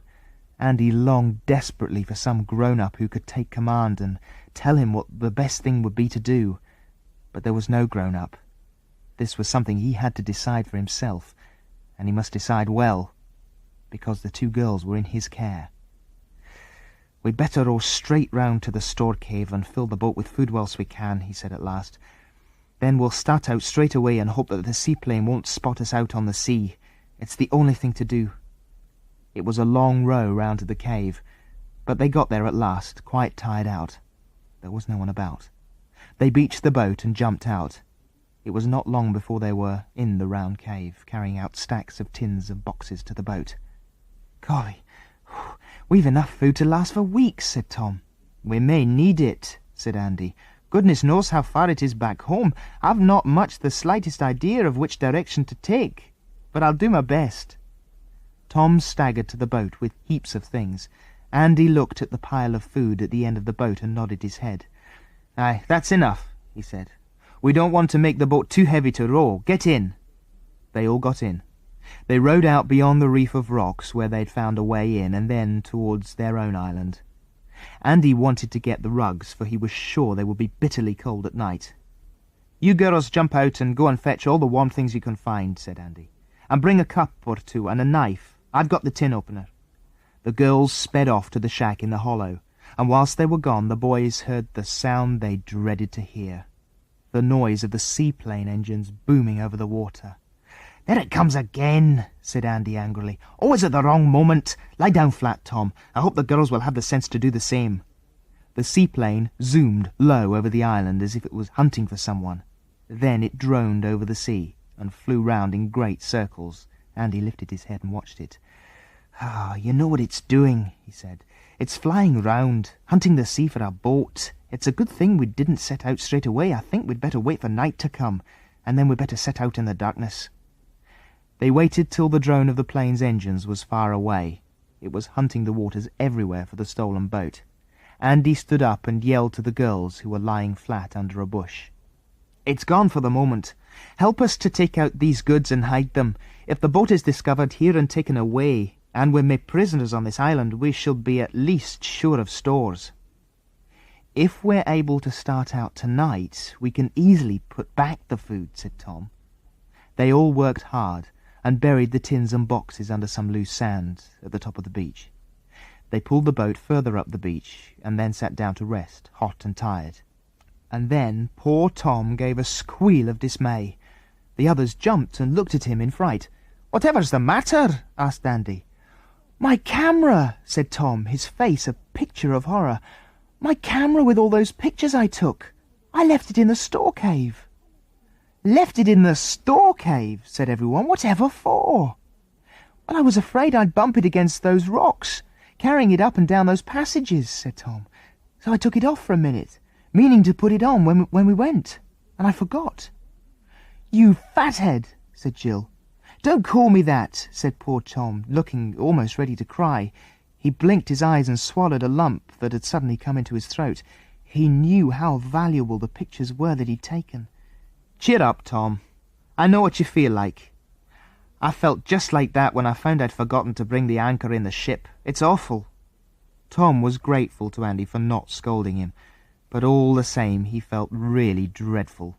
They had gone to such a lot of trouble to get those photographs, and now, all because of his carelessness, they'd been left behind. "I vote we have something to eat," said Andy, thinking that would cheer Tom up. But it didn't. For once in a way, Tom had no appetite at all. He sat nearby looking gloomily at the others. The seaplane did not come back. The children sat and waited for the evening to come, when they might start. Jill yawned. "Oh, I must do something for the next 2 or 3 hours," she said, "or I shall fall asleep. I think I'll take the kettle and keep filling it with water at the spring and bring it back to the boat. There's a big water barrel there, and we could fill it with water." "Good idea. You and Mary do that. I think I'll just wander up to the bush where we put the sail and see if it's still there. I don't think I've time to rig up some kind of a mast in this little boat, so the sail won't be any good, but it might be useful to cover us if it should happen to pour with rain." The girls went off. Andy nodded to Tom, who was still looking gloomy, and went across the island to the bush where he put the sail. Tom was left alone. "They don't want me with them," thought the boy, quite wrongly. "They think I'm awful. I think I'm awful too. Oh dear, if only I could get my camera." He thought of the reef of rocks that led to the second island. It wasn't a bit of use trying to climb over them because the tide was getting high now. But then he thought of the boat. It really wasn't a great distance to row to the cave from the beach where he was. And how pleased the others would be if he got back his camera. He dragged the boat down the beach by himself, though he nearly pulled his arms out doing it. He pushed it into the water and jumped in. He took the oars and began to row quickly round to the second island. He would land on the shore, then run quickly to the cave and get his camera. "Then I'll be back here with it almost before the others know I'm gone," he thought. Nobody would have known what Tom had done if Andy had not happened to look around as he went over the little island to find the sail. To his enormous astonishment, he saw their boat being rowed away. He could not see that the one in it was Tom, and for a moment he stood still, wondering what had happened. Was it another boat, not their own? He ran quickly to find out. He soon saw that it was their own boat.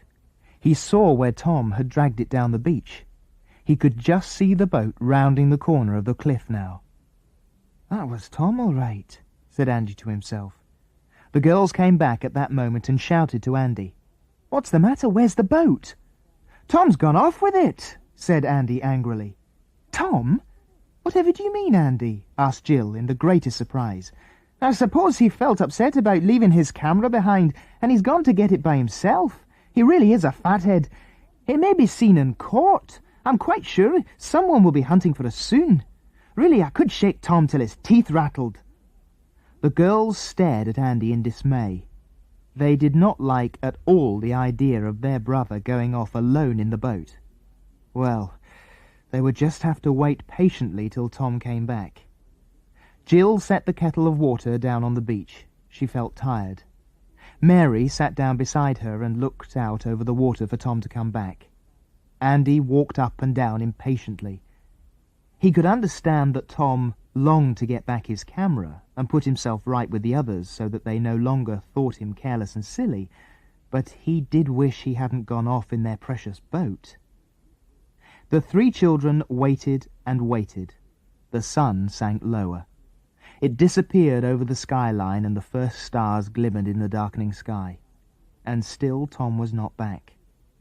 The girls could no longer see anything on the sea, which was now dark. They could only sit and listen for the splash of oars. "I should think he's been caught," said Andy at last. "There can't be another reason why he's not back. Now we're in a pretty fix. No Tom, and no boat." What had happened to Tom? A great many things. He'd rowed safely to the beach, where the caves lay hidden in the cliff behind. He'd dragged the boat up the sand and gone into the first cave. He stumbled through the rocky archway and into the queer round cave which was so full of food. He had no torch, so he had to feel around in the dark for his camera, and it took him a long time to find it. "Where did I put it?" wondered the boy anxiously. "Oh, if only I had a match." But at last his hand fell on the box-like shape of his camera, safe in its waterproof covering. "Good," Tom thought. "Now I'll just rush down to the boat and row back. I really must be quick, or the others will be worried." But Tom had a dreadful shock as he was about to make his way out of the round cave back to the beach. He heard voices. The boy stood perfectly still, his heart beating fast. Whose voices were these? They came nearer. Men were on the beach outside. Men had found his boat. Was it the enemy? Alas for poor Tom, it was the enemy. Tom had not heard the boom of the seaplane coming down on the water. He'd not seen a rubber boat putting off hurriedly to the cave. But now he could hear the voices of the men. They'd seen the boat on the beach and had come to examine it. They soon saw that it was the stolen boat, which had now been missed and which was being searched for. The men knew at once where the owner of the boat was, in the cave, and they were going to search for him there. Tom darted back into the round cave and hid behind a big pile of boxes. He felt quite certain he would be found as he crouched there, trembling and excited. He made up his mind, very, very firmly, that he would not say how many others had come to the islands with him. He would make the men think that he was the only one, then maybe the other 3 would not be hunted for. The men came into the round cave. They had powerful torches which they flashed around, and almost at once they saw Tom's feet sticking out from behind a box. They dragged him out and stood him up. They seemed most astonished to find only a boy. They had expected a man. They talked quickly amongst themselves in a language that Tom could not understand. The one man who could talk English spoke to Tom. "How did you get to this island?" "I set off in a sailing boat and a storm blew up and wrecked me," said Tom. "Is there anyone else with you on this island?" asked the man. "Speak the truth." Tom could reply quite truthfully that there was no one else with him on the island. Thank goodness the others were on the first island. "There isn't anyone else here with me," he answered. "Search the cave and see." The men did search the cave again, but found nobody, of course. "How did you find this cave?" asked the man who spoke English. "By accident," said Tom. "And I suppose you also found our boat by accident, and saw the submarines by accident," said the man, in a very nasty voice. "Are you sure there is no one else here with you?" "Quite sure," said Tom. "We shall not take your word for it," said the man. "We shall search this island and both those next to it. If we find anyone else, you will be very, very sorry for yourself." "You won't find anyone," said Tom, wishing he could warn Andy and the girls somehow. "Are you going to keep me a prisoner?" "We certainly are," said the man. "And as you seem so fond of this cave, we'll let you stay here. You've food to eat, and you won't be able to do any spying around if you're in this cave. We shall put a man on guard at the entrance, so if you try to get out, or anyone else tries to get in, you will be caught. Our man will be well hidden behind a rock at the entrance, and if any friends of yours try to rescue you, they will get a shock." Tom listened, his heart sinking into his shoes. Oh, what an idiot he'd been. He sat down on a box. He wouldn't cry. He would not show the men how frightened and worried he was. His face was brave and bold, but inside he felt as if he was crying buckets of tears. If only he could get word to Andy. There was nothing he could do, nothing. He could only sit there in the cave, surrounded by marvellous food that he felt too worried even to look at and think about the others.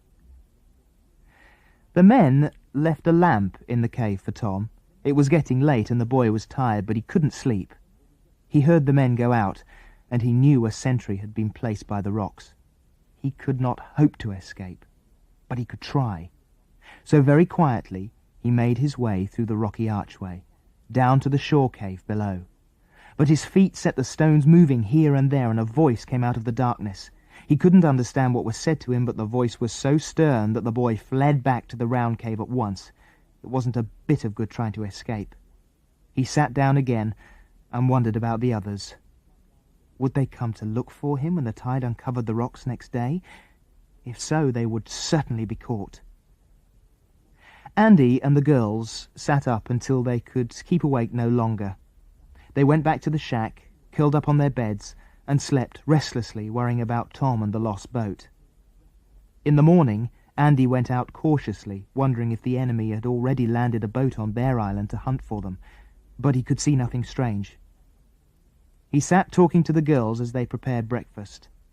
"Tom is certainly caught," he said. "There's no doubt about that, I'm afraid. Well, I know enough of Tom to know that he won't say we're here too. He won't give us away, but they will certainly come and hunt for anyone else who might be here. We have to do two things: hide ourselves so that we can't possibly be found, and then think of some way of rescuing Tom." "Oh dear, it seems quite impossible," said Jill, feeling very worried. Mary began to cry. "Don't cry, Mary," said Andy, putting his arms round her. "We have to be brave now." "But Andy, how can we hide on this bare island?" said Mary, drying her eyes and blinking away her tears. "There are no good trees to hide in, not a single cave. Really, there isn't anywhere at all." "Oh, you're right, Mary," said Andy. "It's going to be very difficult, but we must think of something." "Yes, it's very, very important," said Jill thoughtfully. "Let's think of ways of hiding. The bracken is no use at all, is it?" "Not a bit of use," said Andy. "I think we might perhaps wade out to the ship and hide in the cabin, but I know they'd look there." "Could we hide in the shack?" asked Mary. "Pile the heather over ourselves or something?"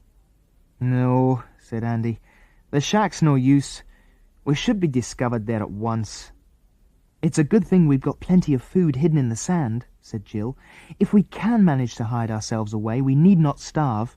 We've only got to go and dig up that store of food." "Yes, that's very lucky. I say, listen, that's the sound of a motorboat, isn't it?" Andy crept out to sea, keeping well under cover. Yes, there was a motorboat coming round the corner of the island, a motorboat with 5 men in it. "They're coming," whispered Andy. "They're in a motorboat. Quick, where shall we hide?" "We'd better rush over to the opposite side of the island," said Jill, her face pale. "The first place they'll hunt is this side, where they land. Quick, Mary." The 3 children slipped out of the shack and made their way up the rocky path. They were just out of sight when the motorboat landed on the beach. They would be able to reach the other side of the island unseen. But what could they do there?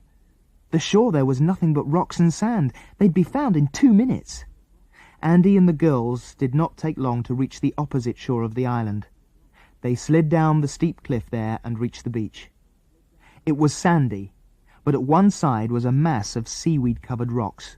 It was impossible to hide behind them, for a moment's search would at once discover them.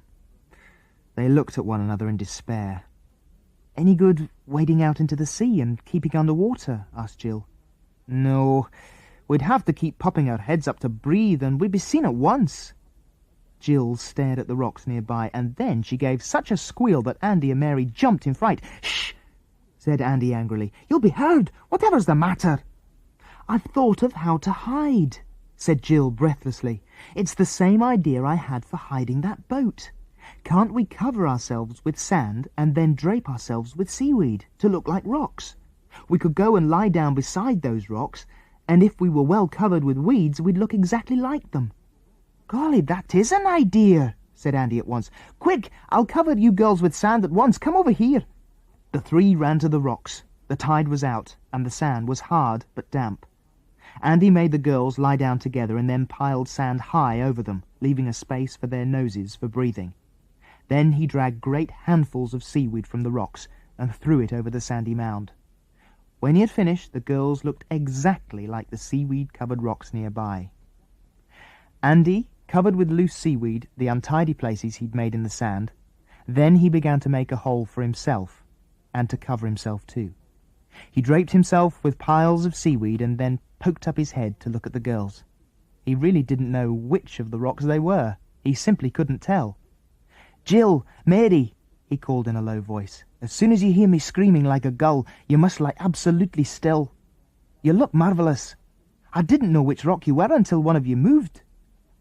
"Andy, I'm afraid one of the men might tread on me," said Mary in a frightened voice. "Well, let him," said Andy.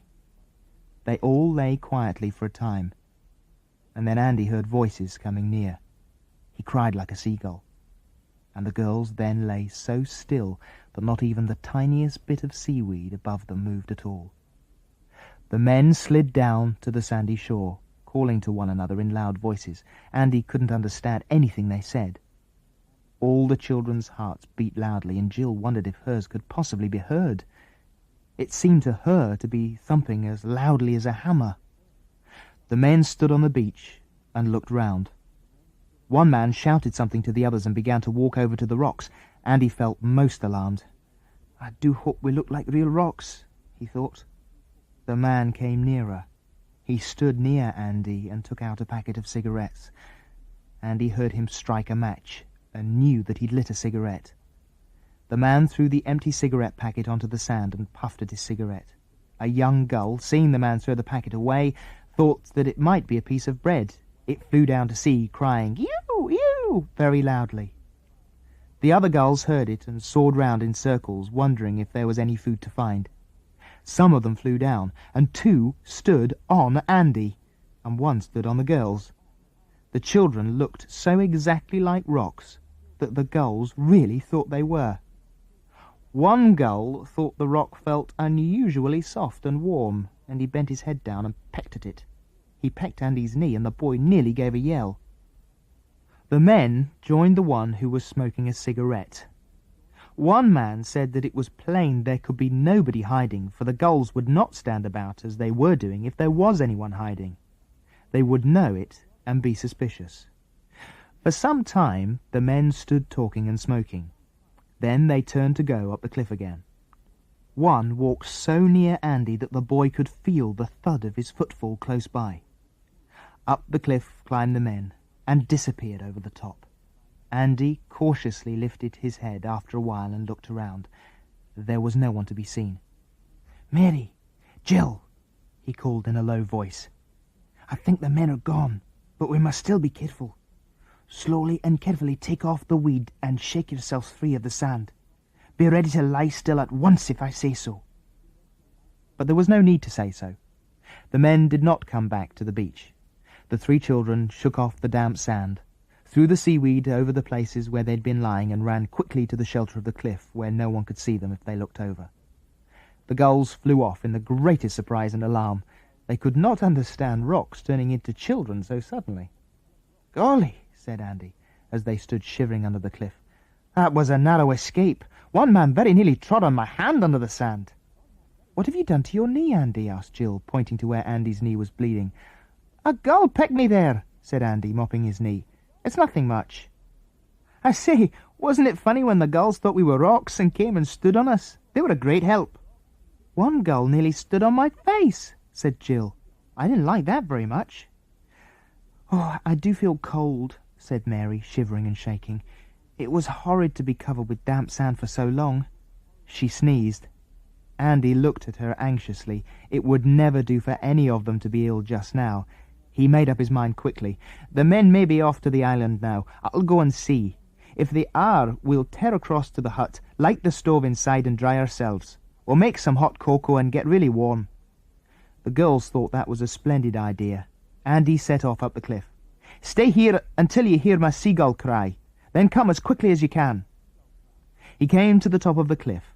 Then, keeping to the thick bracken, he made his way to the other side of the island, looking out for any signs of the men.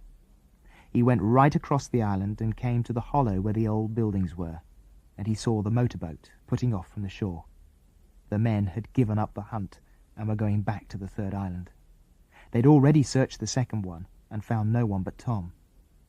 Andy tore back to the girls. He screeched like a gull. The girls at once climbed the cliff and ran across the island, feeling a little warmer as they ran. Andy was in the shack, and the stove was lit. It gave out a welcome heat. "Take off your damp things and wrap yourselves in the rugs. I'm making some cocoa." In 10 minutes' time, all the children felt warm and lively. The stove dried their things, and the hot cocoa warmed them well. Nobody sneezed again, and Andy began to hope that their long stay under the damp sand wouldn't give anyone a chill after all. "Andy, what are you going to do now?" asked Jill, sipping her cocoa. "We've got plenty of food, luckily, because we buried it all in the sand at the top of the beach out there. But we can't get away because our boat's gone and we've lost Tom. Have we got to stay here for the rest of our lives?" "Oh, don't be so silly, Jill," said Andy. "Let's tackle one thing at a time, for goodness sake. We've done the most important thing so far, hidden ourselves so well that we weren't found, and now we'll do the next most important thing. We'll rescue Tom. After that, we'll think how to escape." "I would like to rescue poor Tom," said Jill. "He will be so lonely and upset. Where do you suppose he is?" "In the cave where he left his camera, I expect," said Andy, pouring himself out another cup of cocoa. "And I'm pretty certain there'll be a guard somewhere at the entrance, for if there were not, Tom would soon escape, so we won't run into trouble. We'll see if there isn't some other way of rescuing Tom." "But how can there be?" asked Jill. "I don't know yet, but I do know this. We thought it was impossible to hide safely on this bare little island, yet we did it.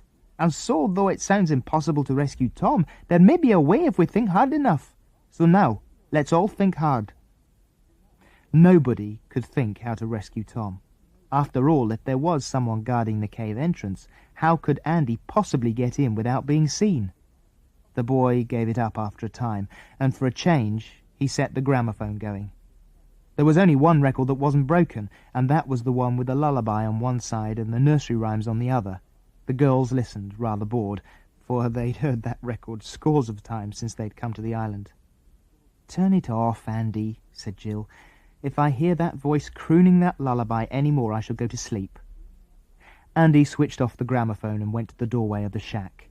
He was not afraid of the men coming back again, for he was sure they thought there was no one on this island at any rate. A thought came into Andy's head. He went back to the girls. "I think it would be a good thing if I crossed to the second island tonight, when it's dark," he said. "I might be able to get in touch with Tom somehow and hear what's happened, even if I can't rescue him." "Oh, Andy, we should be left all alone," said Mary in dismay. "We don't mind that if Andy can help Tom," said Jill. So that night, when he had only the starlight to guide him, for the moon was not up, Andy crossed the line of rocks to the second island. He went very cautiously, for he did not want a single sound to come to the ears of anyone on the cave beach. He waded through the shallow water to the sand at the nearer end of the beach, and stood there, listening. Not very far off, close against the cliff where the cave entrance was, he heard a cough. "Oh," said Andy to himself, "thanks for that cough, dear sentry. I now know exactly where you are. You're behind that big rock at the cave opening. Well, I shall not go near you." The boy stood quite still for a while, listening. The sentry most obligingly cleared his throat and coughed again, very loudly. Andy grinned. He made his way carefully round to the end of the cliff, and then began to climb up, feeling his way cautiously. The cliff there was not very steep, and Andy was soon at the top. He found a little hollow where heather and gorse grew thickly. He crept under an overhanging piece of bush, piled the heather beneath him, and slept peacefully. He knew he could do nothing till morning came, and he could see where he was. The sun rose, and Andy awoke. He was stiff, and he stretched himself and yawned. He wriggled carefully to the edge of the cliff and looked over. Almost below him was the sentry he had heard last night, behind a rock at the cave entrance. As Andy looked down, he saw a boat coming to the shore, and a man stepped off and walked up the beach to change places with the sentry. They stood talking for a while, and then the first sentry went back to the boat, yawning, and the new one settled down to his task of waiting and watching. Andy sat and thought. He wriggled back to a place where he imagined he must be exactly over the round cave. He wondered if Tom could hear him, if he drummed on the ground with his feet. And then a most extraordinary thing happened, so startling that Andy's heart jumped almost out of his body. A groan came from somewhere under his legs. Andy was lying on the heather, and when the groan came, he shot his legs up beneath him and stared at the place where the groan had come from, as if he simply couldn't believe his eyes or ears. A smaller groan sounded, more like a long yawn. Andy stared at the heather and wondered if his ears could be right. Heather couldn't yawn or groan. Then what was it? Very cautiously and gently, the boy turned himself about and began to feel in the heather.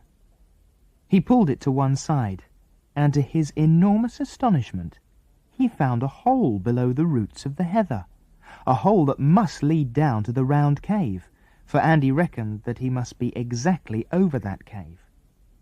No wonder that cave didn't smell as musty and stuffy as we expected it to, he thought. There's an air hole leading right down to it.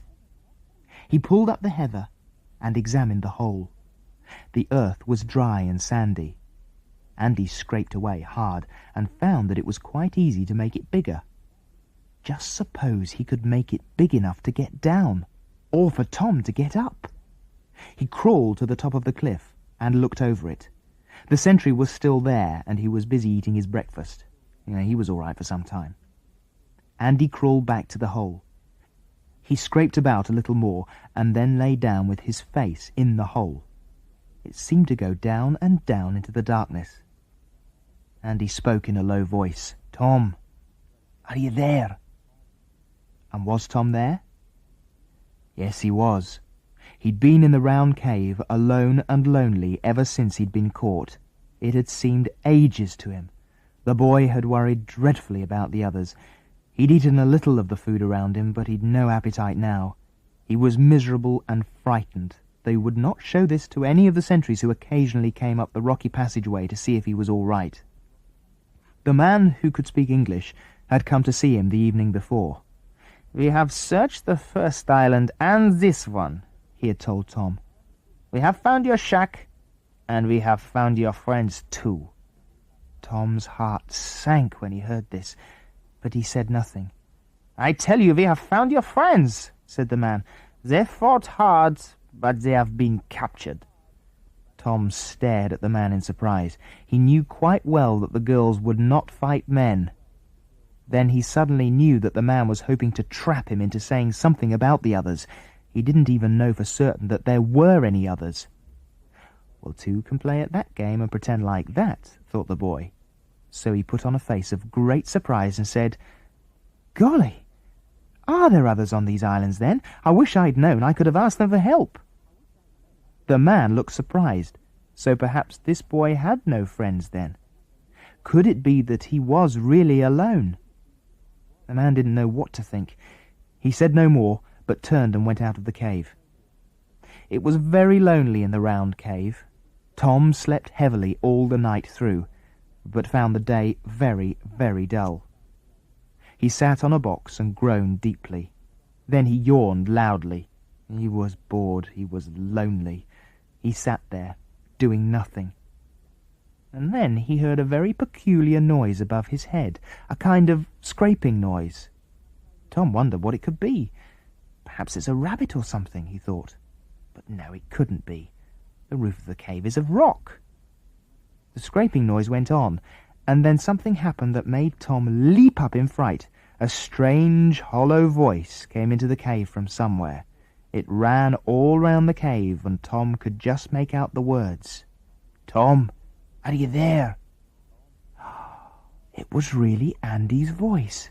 Of course, coming down the hole to the cave, and the hole had made it sound deep and strange, not a bit like Andy's. Tom trembled and said nothing. He couldn't understand this queer voice suddenly coming into the cave, so Andy spoke again. "Tom, it's Andy speaking. Are you there?" The voice rumbled round the cave. But this time Tom was not so scared.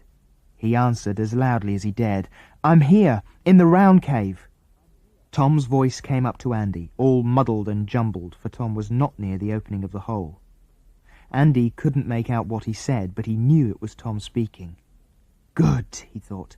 Tom's in there all right. So once more, Andy's voice came rumbling down into the cave. "Tom, I'm speaking down a hole that must lead to your cave. See if you can find it, and speak up it. I can't hear you properly, but whatever you do, don't let anyone hear you speaking to me." Tom felt excited. Oh, good old Andy. He got up and began to hunt around for the hole that led upwards to Andy. He must find it. He simply must. He picked up the lamp and hunted around the cave. As he was doing this, he heard the steps of the sentry coming up the rocky passage to the round cave. At once, Tom sat down and began to sing loudly the lullaby that was on the unbroken gramophone record. "Hush, hush, hush, you mustn't say a word. It's time for hush-a-bye, my little sleepy bird." These were the words of the rather silly lullaby song on the record, but they did very well indeed for a warning to Andy not to say anything for a moment. The sentry heard the boy singing, peeped in at him, said something that Tom didn't in the least understand, and went out again. He seemed surprised that the boy should sing. Tom went on singing the lullaby for a long time, till he felt quite sure that the sentry wasn't coming back. Then he stopped singing and hurriedly began to hunt for the hole. Andy's voice came booming down again. "Tom, have you found the hole?" The voice was so near Tom's ear that the boy nearly fell off the box he was standing on. He held up the lamp to the place where the voice came from. It was at the point where the roof and wall met at the back. The roof was of rock, but the wall, just there, was only of sand. Tom put his hand up and felt a cold draught blowing down the hole. "Andy, I found the hole," he said, putting his head into it. "I say, tell me what's happened." In low voices, the two boys told one another all that had happened. "Well, Tom, the next thing to do is to rescue you," said Andy. "I'm wondering if we can use this hole. What's it like at your end?" "Rather small," said Tom. "I couldn't get up it unless I could make it larger. What's it like at your end?" "Oh, I can easily make it as large as you like by scraping at it," said Andy. "Can you make your end large too, do you think?" Tom scraped at it with his hands. "I might perhaps be able to," he said, "but I'd want something to do it with. I've nothing but my hands." "I've nothing but my hands either, and they're bleeding already from scraping at the soil. Listen, Tom, I shall go back to the girls soon, when the rocks are uncovered, but I can't wait till night. I must go now whilst the tide is low, so I want you to call to the sentry and pretend that you want his help in undoing a tin of food or something. See, then whilst he's in the cave with you, I'll creep over the rocks safely without being seen and get back." "All right," said Tom. "What will you do then?" "I'll collect something for us to work at the soil with," said Andy, "and I'll bring it back tonight. Then maybe we can make the hole large enough for you to crawl up. Now wait until you hear my seagull call, Tom, then yell for the sentry. I'll make a dash for the rocks as soon as I see him going into the cave." Everything worked well. When Tom heard Andy's seagull cry, he shouted for the sentry, and the man went into the cave to see what was the matter. He found that Tom had got a large tin of tongue, and seemed to have lost the tin opener. The sentry hadn't one either, and spent a very long time trying to open the tin with his pocket-knife. Andy had plenty of time to escape back over the rocks. He was back in the shack in no time, it seemed. The girls were thrilled to see him. When they heard about the hole leading down to the round cave, the girls were tremendously excited. "So you see," finished Andy, "I plan to get Tom out that way tonight, and I must take back with me something to dig and scrape with. Here's a bit of wood with some jolly big nails in it, all sticking out," said Jill. "Would that do?" "Ah, yes, that's fine," said Andy. "Is there a bit for Tom?" They found an old bit that would do, and then Andy said such a funny thing. "I'll take the gramophone too, and the one record." The girls stared at him. "The gramophone?" said Jill at last. "Whatever for? Are you mad?" "Hey, well, it does sound rather mad, I know," said Andy, "but I want it for something I'll tell you afterwards." The next night, after midnight, the boy went over the rocks again, carrying the pieces of rough wood with nails in, and the gramophone slung carefully over his shoulder. He reached the shore safely and made his way cautiously up the cliff. And very soon Tom, half asleep, heard the queer, hollow voice rumbling round his cave once more. "Tom, are you asleep?" Tom climbed on the chest and put his head to the hole. "Hello, Andy," he said. "I'm not asleep. I've been waiting and waiting for you." "There's a bit of wood with nails in coming down the hole," said Andy. "Scrape at your end with it, and try your best to make the hole larger. I've got one too. I'll scrape my end." The two boys set to work. At last Andy's hole was quite big enough to get into. He called softly to Tom. "My end's big enough for you to get out. I've got a rope I can let down if you're ready." "I'm nearly ready," answered Tom, scraping hard. "Just a minute or two more." And then, at last, his end was large enough to climb into. "Wait a minute, Tom," said Andy. "I've got something I want to let down on the rope. It's the gramophone." "The what?" asked Tom in astonishment. "The gramophone," said Andy. "I'm afraid, Tom, you may make rather a noise climbing down the cliff, and the sentry might think you've escaped. But if I set the gramophone going, singing that silly lullaby you sang yesterday, he'll think it's you still in the cave, and he won't come in to see what the matter is. So I'm going to let it down. And you must set it right and tie a bit of string to it so that I can pull the switch and set the record going when I think it's best to do." "Golly," said Tom, "you think of everything." The gramophone came bumping down the hole at the end of the rope. Tom put it carefully behind a big chest and set the needle ready on the outside edge of the record. He tied a long piece of string to the starting switch and then tied the other end to the rope that Andy had let down with the gramophone. "Pull it up, Andy," he said. Andy drew up the rope, untied the string on that end of it, and tied it to a heavy stone for safety. Then he called to Tom. "That's done. Come along up now. Here's the rope. Tie it around your waist and I'll help you up the hole by pulling. And I say, don't forget your camera." Tom stood up on the highest chest and began to scramble up the hole. Andy hauled strongly at the rope, and Tom's head suddenly appeared through the hole by Andy's feet. "Good," said Andy. "Climb out." Tom climbed out. He sniffed the fresh breeze with delight, for it had been rather stuffy down in the cave. "Now, you must get down the cliff as best you can without noise," he said. "Wait for me at the edge of the rocks." Tom went to the cliff and began to climb down. Halfway down he slipped and kicked out quickly to prevent himself from falling. A whole shower of stones fell down the cliff. The sentry, half dozing, shouted at once. Andy knew it was time to pull the string that was tied to the gramophone. He jerked it. The switch slid to one side and the record began to go round on its disc. The needle ran over the record and the lullaby began to sound in the cave. Hush, hush, hush. The sentry heard it and thought it was Tom singing. He felt satisfied that his prisoner was still in the cave as the song went on, and settled himself down again in a comfortable position. Andy slipped down the cliff. Tom was waiting for him by the line of rocks. "Didn't I make a row?" he whispered, "but I couldn't help it." "Hey, it's all right. I set the record going and the sentry thinks you're busy in the cave singing yourself to sleep," said Andy in a low chuckle. "Come on, we've no time to lose." Over the line of rocks the boys slipped and climbed, Tom following Andy closely, for Andy knew the best way very well indeed. Big waves wet them, but they didn't care. All they wanted to do was to get back to the girls safely. They made their way to the shack. Mary and Jill were lying together on the heather bed in the darkness, fast asleep. Mary heard the boys come in and she sat upright in bed at once. "Is that you, Andy?" "Yes, it's Tom too," said Andy. Jill awoke then, and the four of them sat on one bed, hugging one another for joy. "There's only one thing to do," said Andy, "and that is to get our fishing boat off the rocks early tomorrow morning and refloat her. I've noticed she seems to have moved a bit, and it may be that the tides have loosened her. Anyway, it's our only chance." Just before sunrise, the children slipped across the island and came to the beach where they'd first landed, after their wreck. They looked at the poor fishing boat still jammed between the rocks. Certainly it had moved a little, it was not leaning so much to one side.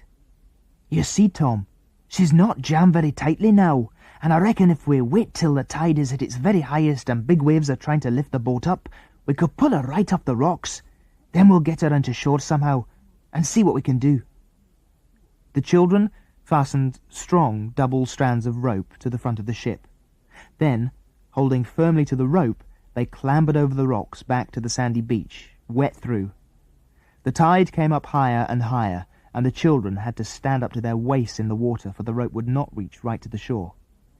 "Look, there's an enormous wave coming," shouted Andy. "Pull on the rope, all of you. As soon as the wave strikes the ship, heave-ho!"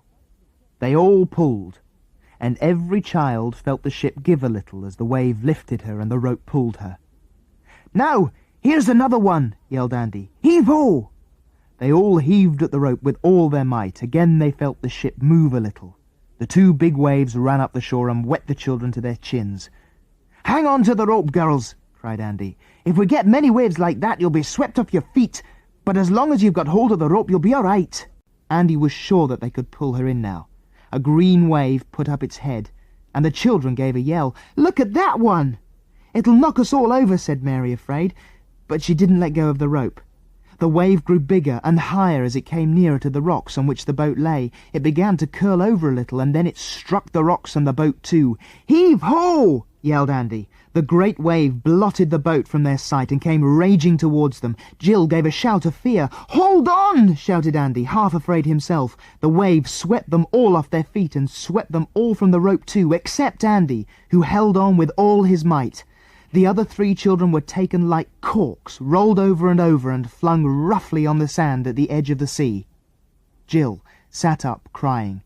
Mary lay still, quite stunned for the moment. Tom sat up furiously angry at the wave. It had bumped and battered him most spitefully, he thought.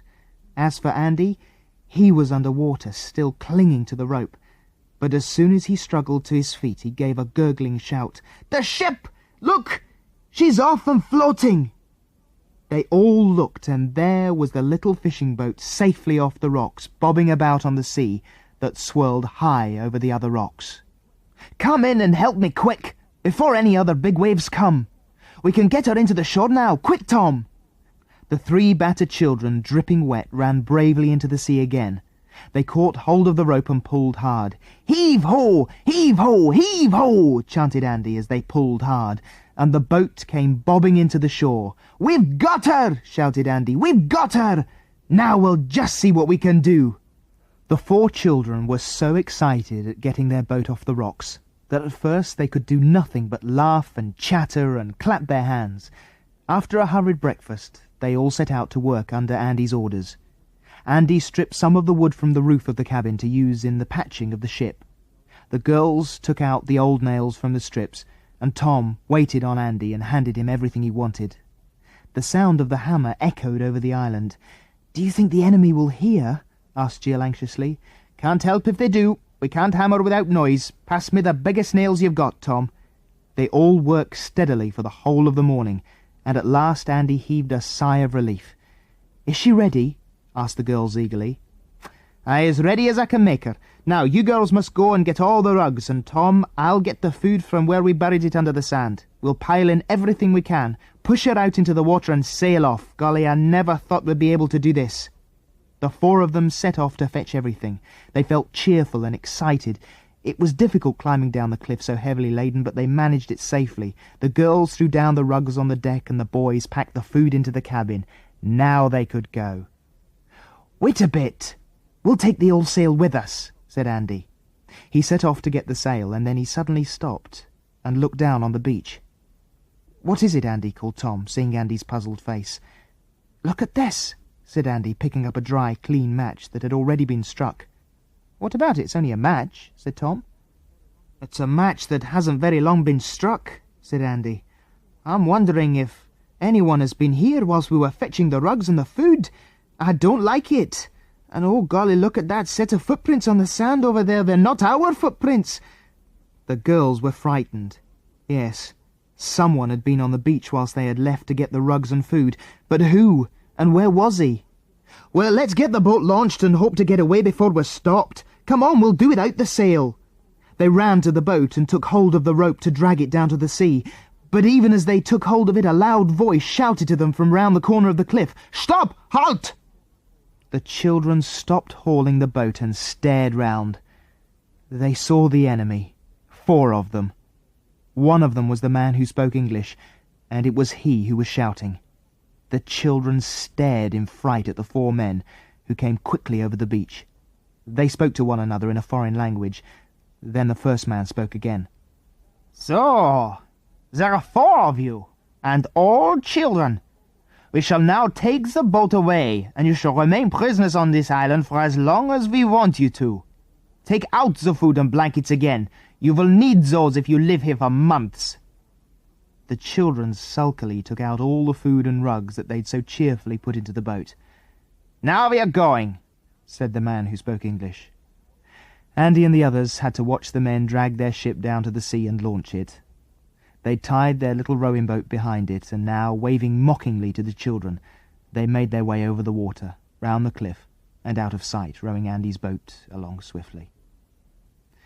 The children watched them go, anger and despair in their hearts, all their work for nothing. Wearily they gathered up the old rugs and the food, and made their way up the cliff, across the island, and back to their shack. They packed the food on the floor in a corner, and threw the rugs on the beds. Then they sat down on the beds and looked at one another. Not till then did the girls begin to cry, but cry they did, letting the tears run down their cheeks without trying to wipe them off. They were so tired and so disappointed. Tears came into Tom's eyes too when he saw the 2 miserable girls, but he blinked them back after one look at Andy's lean brown face. Andy was angry and fierce, and he sat in silence, looking straight before him, thinking hard. "Andy, what are you thinking about?" asked Tom at last. "You look so stern. You're not angry with us, are you?" No. We did our best. We've got to do our best again. I tell you, Tom, we've got to leave this island. Somehow we've got to get away and tell our secret. Well, my idea is we'd better make a raft. We can't get a boat or make one, but we could make a rough kind of raft and get a mast of some sort to rig a sail on. We've plenty of food to take with us, and you and I, Tom, could set off alone to try and make for home. I daren't take the girls. They'd be so cold in an open raft, and they'd be safer here." "Not take us?" cried Jill indignantly. "Of course you'll take us. We won't be left behind, will we, Mary?" "Listen, Jill, you're only 10 years old and not very big," said Andy patiently. "If we take you, it'll make things much more difficult for Tom and me. If we get home safely, we can have you rescued at once. If we don't get home, at least you'll be safe on the island." The girls cried bitterly at this. They thought it was very unfair. But Andy was quite firm about it, and the girls dried their eyes and listened to his plans. "We shall have to pull our wooden hut to pieces and use the planks. Luckily we've got plenty of nails to use."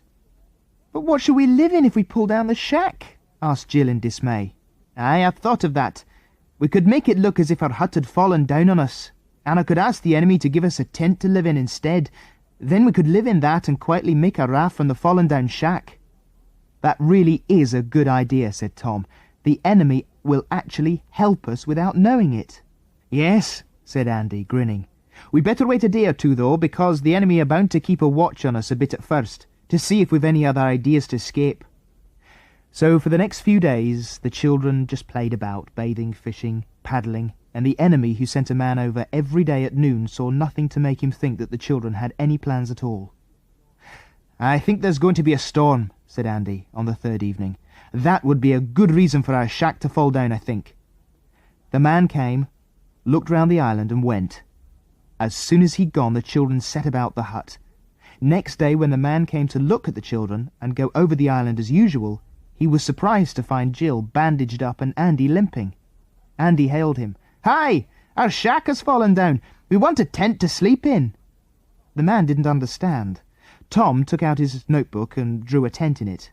Then the man understood. He nodded his head and said something that sounded like "yah, yah" to the children, and set off in his boat. "I hope he comes back with a tent," said Tom. "You'd better go up the cliff, Jill, and sit at the top, so that if the man comes back he won't ask to see your head." Jill and Mary went off. Tom and Andy waited for the man to return. He came back in about 3 hours, and he brought a tent. The boys were pleased. The man looked round for the girls and touched his head and looked at Andy. He was trying to say he wanted to see the girl with a bandaged head. Andy nodded and pointed to the top of the cliff. "And she's all right now." The man saw the girl sitting up on the cliff and seemed satisfied. He put the tent down on the beach, showed Andy the ropes and pegs with it, and went off again in his boat. "Good," said Andy. "We'll put this tent up in a sheltered place in the next cove. We don't want the man visiting this hollow too often, or he might notice that the shack is gradually disappearing." The man came again next day, and Andy showed him where they'd put the tent. This time he brought a large supply of food, and he tried to make the children understand that he would not be back for a few days. He pointed to 3 fingers and shook his head. "I think he means he won't be back for 3 days," said Andy, his heart jumping for joy. He nodded to the man, who, instead of looking over the island as he usually did, got straight back into his boat and rowed off. "Well, if that isn't a bit of luck," said Andy joyfully as soon as he'd gone. "I'm sure he won't be back for some days, and he's brought us a marvellous supply of food. That will do just beautifully for the raft. We can safely begin building this afternoon." The building of the raft occupied them for 2 days, but at last it was ready to be launched. The raft was dragged right down to the sea. In the middle of it, Andy fixed a post that was to be the mast. He rigged up the old sail very cleverly. The box of food was firm below the mast. They had enough to last for some days. Andy made 2 rough paddles to help the boat along and to guide it. The girls handed the boys the 2 warmest rugs to wrap themselves in at night, though Andy said they wouldn't be of any use. They'd get wet with the very first wave that splashed over the raft. But to please the girls, he took the rugs. The raft was ready to float off at last. The boys gave the girls a hug and said goodbye. "Now don't worry," said Andy, jumping onto the raft. "You won't hear for days and days, because we've got to get back home and then tell our tale and send ships that have got to find their way here, so you'll have to wait a long time." "What shall we say if the enemy want to know where you are?" Jill asked anxiously. "Just say we've disappeared." "All right," said Jill. "Anyway, you may be quite sure we shan't tell them you've gone off on a raft." "No, we don't want their seaplanes hunting the seas for us," said Andy, letting the sail unfurl. "Now goodbye, Jill. Goodbye, Mary. See you soon." "Goodbye, Andy. Goodbye, Tom," cried the girls, trying to smile cheerfully, though they felt very miserable and lonely to see the boys setting off together. "Good luck." Tom pushed out the raft and jumped up on it. He took a paddle and guided it. Andy let the sail billow out, and the wind caught it, and the little raft leapt along over the waves like a live thing. "I say, it can get along, can't it?" cried Jill, jumping up and down with excitement. "Look how it bobs over the waves." The boys looked back at the shore of their island, which now seemed far away. They could just make out the 2 girls who'd now climbed to the top of the cliff and were standing there watching the raft out of sight. "I hope Jill and Mary will be all right," said Tom. "Poor kids. It was awful having to leave them alone." "Yes, but it was the only thing to be done." "Do you really know which way to go, Andy?" said Tom. "Oh, more or less. I can guide the raft by the sun in the daytime and by the stars at night. It's a good thing for us the wind is just in the right direction. I hope it lasts. It's easy now, but if the wind changes, things will be very difficult." Now the boys could no longer see any land at all. They were alone on the wide green sea. Below them the water was very, very deep. They opened a tin of salmon and a tin of pears and had a good meal, though Tom longed for some bread with the salmon. It was odd sitting there eating on the bobbing raft, all by themselves in the midst of a wide heaving sea. The day seemed endless, but at last the sun slid down the sky and the sea turned from green to purple in the twilight. "It's not so warm now," said Tom, taking his jersey down from the mast. "Tom, see if you can have a nap for a while. I don't think we ought to both sleep at once. The wind might change or a storm might blow up. You sleep now, and I'll have a nap later." Tom wrapped himself in a rug and tried to go to sleep. Andy slipped a rope round his waist and tied him to the box in the middle. "You might roll off the raft in the middle of the night," he said with a grin. "I shouldn't like to look around and find you gone, Tom." Tom slept. He dreamt he was on a swing, going up and down in the air. It was very pleasant. Then he dreamt he was being scolded by Jill for something, and she suddenly threw a pail of cold water right over him. He woke with a jump and sat up. "Did that wave wake you?" said Andy with a grin. "I thought it would. It popped its head up, saw you asleep, and jumped right on top of you." Tom laughed and lay down again. Andy woke Tom near dawn and told him to sit up and keep watch. "The wind's still right. Watch it, Tom. You can see the North Star, can't you? I'm so sleepy I can't stay awake much longer." Andy tied himself up safely, lay down, and was asleep as his head touched the rug that made a pillow for him.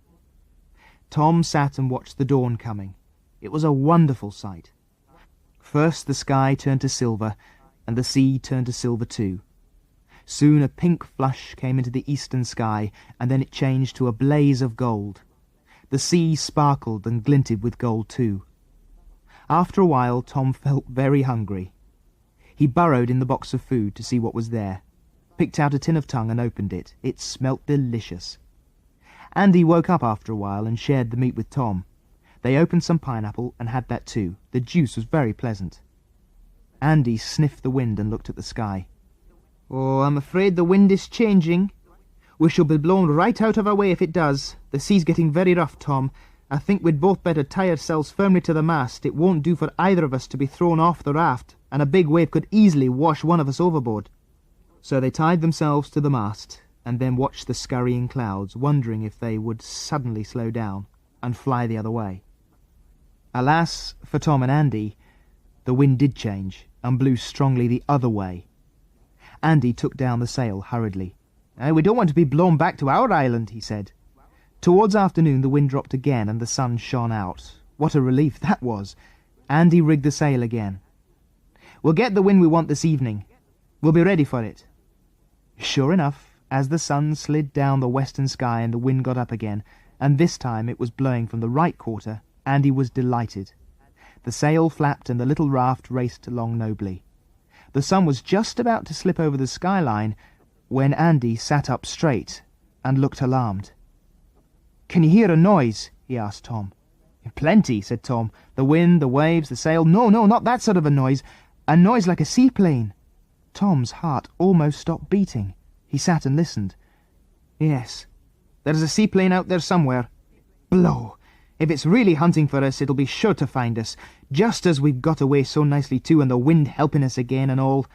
Tom went pale and looked at the sky anxiously, and then the seaplane appeared, flying fairly low and quite slowly. It was plain that it was hunting the seas for something. "Can't we do anything, Andy?" said Tom. "We'd better jump into the water, hold on to the raft, and hope that maybe the seaplane will think there's no one on it. Only our heads will show besides the raft. They may not notice them. Come on, quick!" The boys slid into the water over the side of the raft. They hung there with their hands, only their heads showing. The great seaplane came zooming overhead, very close to the water. It had seen the raft and was coming to examine it more closely. The plane flew over the raft. It circled round and came back again, flying once more over the raft. It circled round again, and the boys hoped that it would fly off, but once more it flew over the raft, and then, to the boys' great dismay, it skimmed over the water and landed there, not far off. "It's no good, Tom. We're discovered. We may as well climb back onto the raft. Look, they're letting down a boat." The boys climbed back onto the raft, angry and disappointed. And then Tom gave such a tremendous yell that Andy nearly fell overboard with fright. "Andy! Andy! Look at the sign on the seaplane! It's British! It's British!" The boat from the seaplane came nearer. It had 2 men in it, and they hailed the boys. "Ahoy there! Where are you from?" "Ahoy there!" yelled back Andy. "Ahoy there!" He was too excited to shout anything else. The boat came alongside the raft, and the men pulled the 2 boys into it. "Why, it's only a couple of boys," said one man. "We reckoned you might be men from a sunken ship or an aeroplane. How did you get here?" "It's a long tale to tell. I think I'd better tell it to the chief if you don't mind." "All right. The commander's in the plane," said the first man. They rowed off to the seaplane and left the little raft bobbing about on the sea alone. Tom was quite sorry to see it go. The boat reached the enormous seaplane. The boys were pushed up into it, and a grave-faced man turned to receive them. And then Andy got a second shot. But Tom once more let out a yell that really scared him. "Daddy! Oh, Daddy, it's you!" The grey-faced man stared at Tom as if he couldn't believe his eyes. Then he took the boy into his arms and gave him such a bear-like hug that Tom felt as if his bones would break. "Tom! "We've been hunting for you ever since we heard that you'd gone off in that boat and hadn't come back," he said. "Where are the girls? Quick, tell me." "They're safe," said Tom. "We left them on the island. They're quite safe." "Oh, Daddy, isn't this too good to be true? Daddy, this is Andy. We never would have escaped if it hadn't been for him." "What do you mean, escaped?" said Tom's father in surprise. "Escape from what?" "We've got a big secret to tell you," said Tom. "We found out something queer." "You tell him, Andy." "Well, sir, we got thrown off up the coast to some desolate islands where nobody lives now. The enemy are using them for the submarines and seaplanes. There are caves stored with food, and there must be stores of fuel there somewhere." "What?" shouted Tom's father. He called his men near, and they all listened to Andy's tale. The boy told it well. "And we were just escaping on the raft we'd made when we saw you," finished Andy. "We slipped over the side of the raft to hide, but you must have seen us." "We didn't," said Tom's father, "but we were puzzled about the empty raft and came down to examine it. This seaplane and 2 others have been scouring the seas about here looking for the sailing ship you went off in. We were afraid you might be drifting about in it, half starving. Your poor mother has been dreadfully upset." "Oh dear, I was afraid she would be," said Tom. "But never mind, we're all safe, Daddy. At least, I hope the girls are safe." "They will be very soon," said the boy's father in a grim voice. "We'll rescue them, and clean up those submarines and seaplanes in no time. You've done a marvellous thing, Tom and Andy." "Well, I hope my father won't be very angry with me for losing his boat, though he might perhaps be able to get it back from the enemy now." "Your father won't be angry with you for anything once he sees you're safe and hears the tale you've just told me," said Tom's father. "Settle down now. We're going up." With a great noise of engines, the seaplane skimmed over the water and then rose gracefully in the air. She shot away southwards, and the boys looked out over the sea, which was now far below.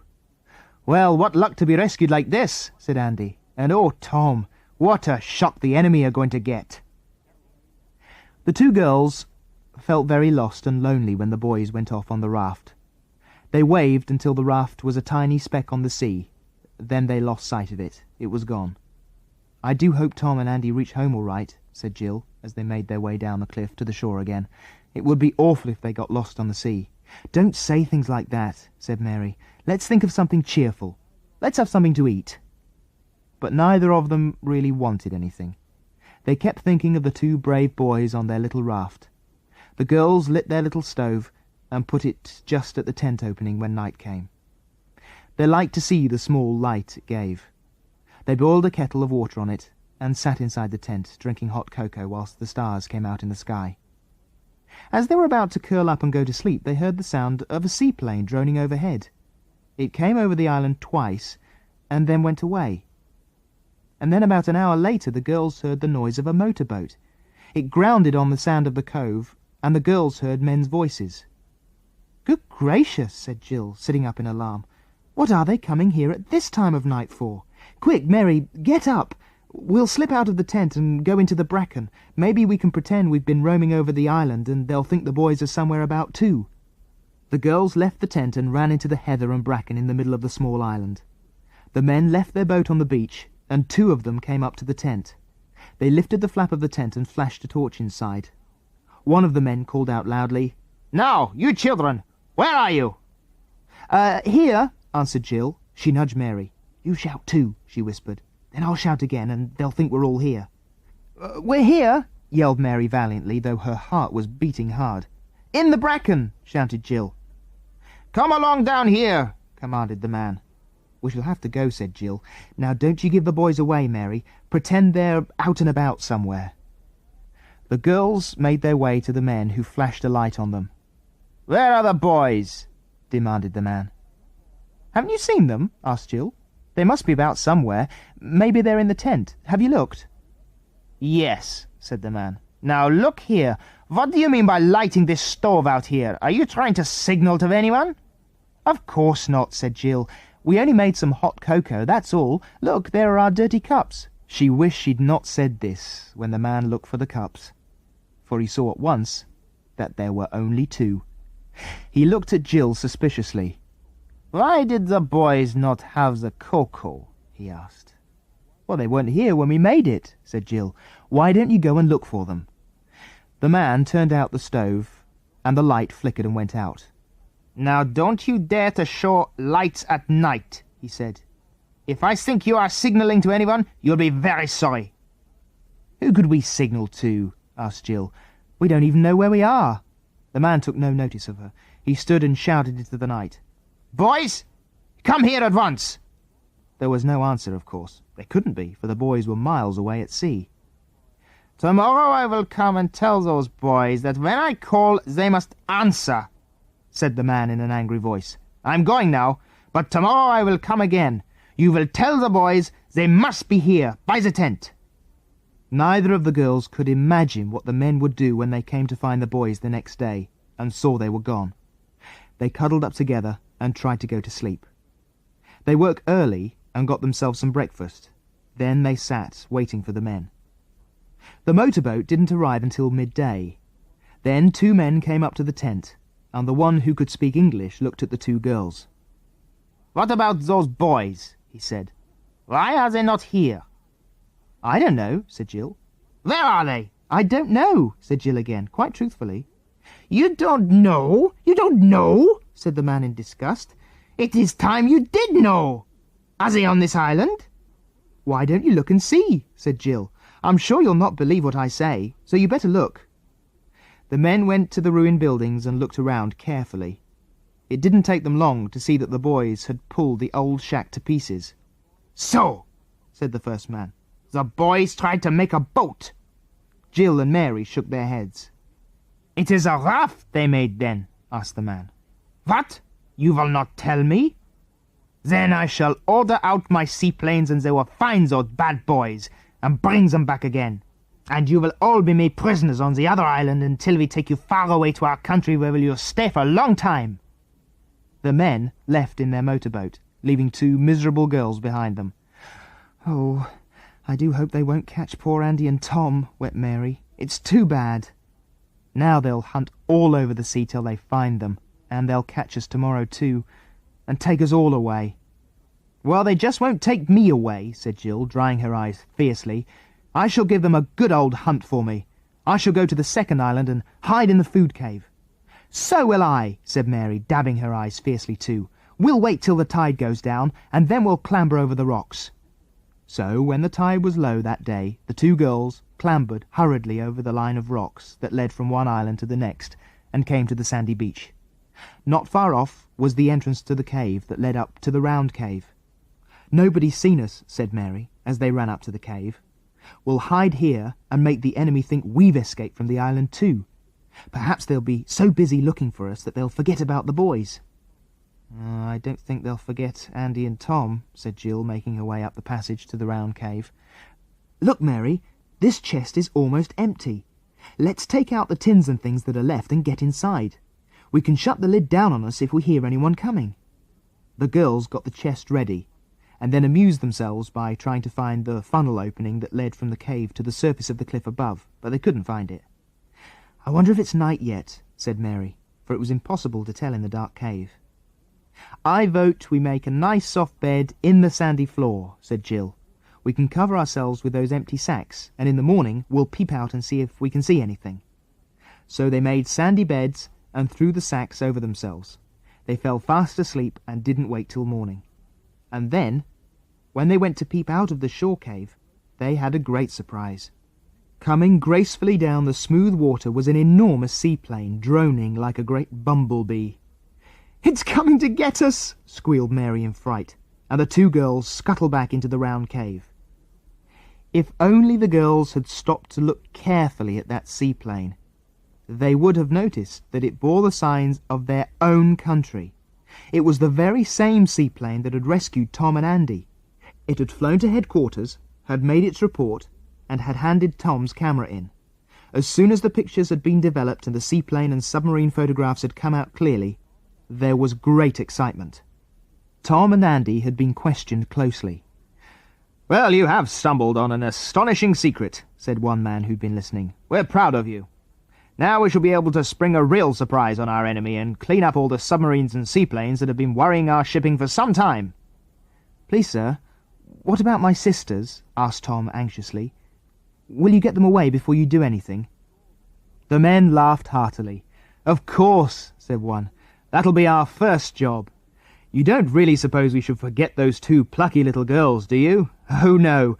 We shall send your father's seaplane to rescue them, and after that, a big surprise will come to those islands."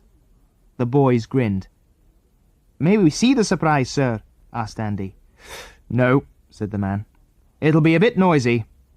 He turned to Tom's father and gave him a few quick orders. "Come along," said the boy's father. "You and Andy must come with me to the island so that you may tell me quickly where the girls are. We have to get them off before we attack the enemy, and I'd like to do it as quickly as possible before anyone knows we've discovered their secret." The girls were hiding inside the chest when they heard footsteps coming up the passageway that led from the shore cave to the round cave. They lay there trembling, wondering when they were going to be discovered. Tom led his father into the cave. "Look," he said.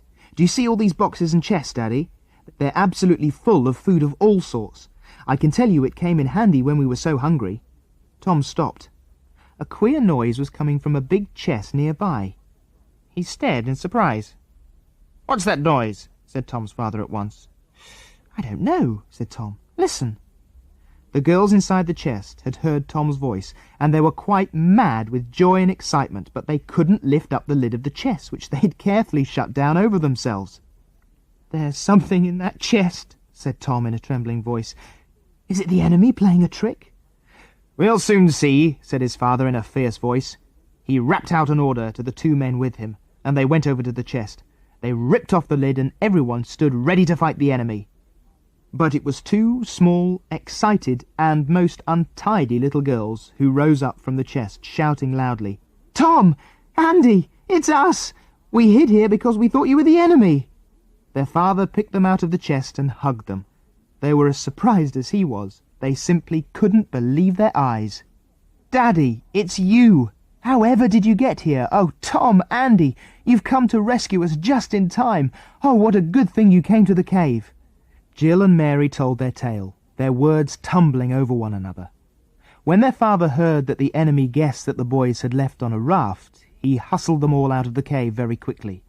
"We'll get back to our plane," he said. "We shall get into a spot of trouble if the enemy sees us here. If they really think the boys have gone to tell their secret, they'll be watching for us, though not expecting us quite so soon. Come along." They all rode off to the seaplane. "Goodbye, little islands," said Jill, watching them get smaller and smaller as the plane left them behind. "We've had lots of adventures on you, but I'm very glad to leave you all the same." The seaplane flew over the water, and at last came to the shores of the little fishing village where Andy lived, and the other children had been staying. It glided down to the water and rested there, its great wings spread out beside it. The little beach was soon crowded with people, fishermen and their wives, children, visitors, all shouting and cheering. The news had gone round that the 4 missing children had been found. A boat set off to fetch the children from the plane. It was rowed by Andy's father. How Andy shouted to see him. "Dad, we're back again!" The bearded man in the boat smiled and waved. He'd been terribly worried about Andy and the children, but now his heart was glad. They were safe. The children tumbled into the boat, all talking at once. The people on the beach cheered and shouted. Everyone wanted to shake hands and say how glad they were to see the children back. And then the children saw their mother. They rushed to her and hugged her like bears, shouting and laughing. "Now, now, give me a look in," said their father, smiling, and the whole family went up the beach together. Andy went off with his father. He had no mother, so he thought twice as much of his father. What a talking and chattering there was that evening. "Well, I'm proud of you all," said their mother, hugging them. "But oh, I was so awfully worried when you didn't come back. I sent a message to your father, and he came in his seaplane and hunted for you for days. He wouldn't give up hunting, and it's a good thing he didn't, for he found you just in time. You and Andy would never, never have got home on that little raft, you know, Tom." "Wouldn't we?" said Tom, surprised. "I thought we really might." "I don't think Andy thought there was much hope," said the children's father. "But he knew it was your only chance, and he knew besides that it was his duty to tell someone the great secret you'd discovered. It means a lot to our country to know the secret of those desolate little islands." There was a dull booming sound as the children's father finished speaking. Tom looked at his father. "Are those guns?" he asked. "Yes, "It'll be the end of those hateful submarines," said his father gravely. "There'll be no more of our ships sunk without warning by that nest of submarines." The children were silent as they listened to the guns booming far away again. They were all imagining the islands echoing to the terrific sound of gunfire. Mary began to cry. Her father put his arm around her. "Yes, Mary," he said, "it is something to cry about. To think that we have to fight so much evil and wickedness. But dry your eyes. You're on the right side, and this is something to be proud of." Andy came tearing up to the cottage. "I say," he yelled, "did you hear the guns? I guess they're waking up the islands." "Andy, was your father angry about his fishing boat being lost?" asked Tom. "He hasn't said a word about it," said Andy. "Not a word. He's been fine about it. We're going to fish with my uncle now that we've lost our own boat. Maybe one day we'll save enough money to get a boat again." "I wouldn't worry about that if I were you," said Tom's father unexpectedly. "I rather think there's a surprise coming for you tomorrow." "Oh, what?" cried all the children. "Wait and see," was the answer. So they had to wait, and the next day the surprise arrived. Andy saw it first. He was on the beach mending nets, and the other children were helping him. Andy happened to look up, and he saw a fishing boat round the corner of the cliff. "Hello," said Andy. "Whose boat is that? I haven't seen it before. My word, what a smart one. Look at its red sail." It came into the beach, and a man jumped out. He saw the children and hailed them. "Hi, give a hand here." "I've got to find the owner," said the man. "It's for the boy whose name has been given to the boat." The children looked at the name on the boat. There, painted boldly, was Andy's own name. Andy. "Andy! The boat is called Andy," squealed Jill. "Oh, Andy, does that mean it's for you?" Andy stared at the boatman in astonishment and joy. "It can't be for me," he said. "Well, if you're Andy, it's yours," said the boatman. "I understand that it's a little reward from the government for good services. Wasn't it you who discovered the secret of those islands and lost your own boat in doing so?" "Golly," said Andy, and could say no more. He stood and stared at the lovely boat in delight and pride. It was the finest in the bay. It was beautiful all over. Never, never could Andy ever have had enough money to buy a boat like this. Many people had come down to the beach to look at the fine new fishing boat. Andy's father and uncle came running down, and when they heard the news they couldn't believe their ears.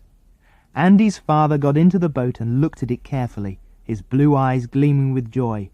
"Aye, Andy lad," he said, "this is a boat fit for a king himself if he wanted to go fishing.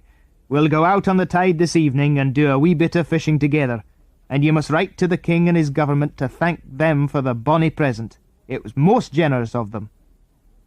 Andy wasn't a good writer, so Tom wrote the letter for him and posted it.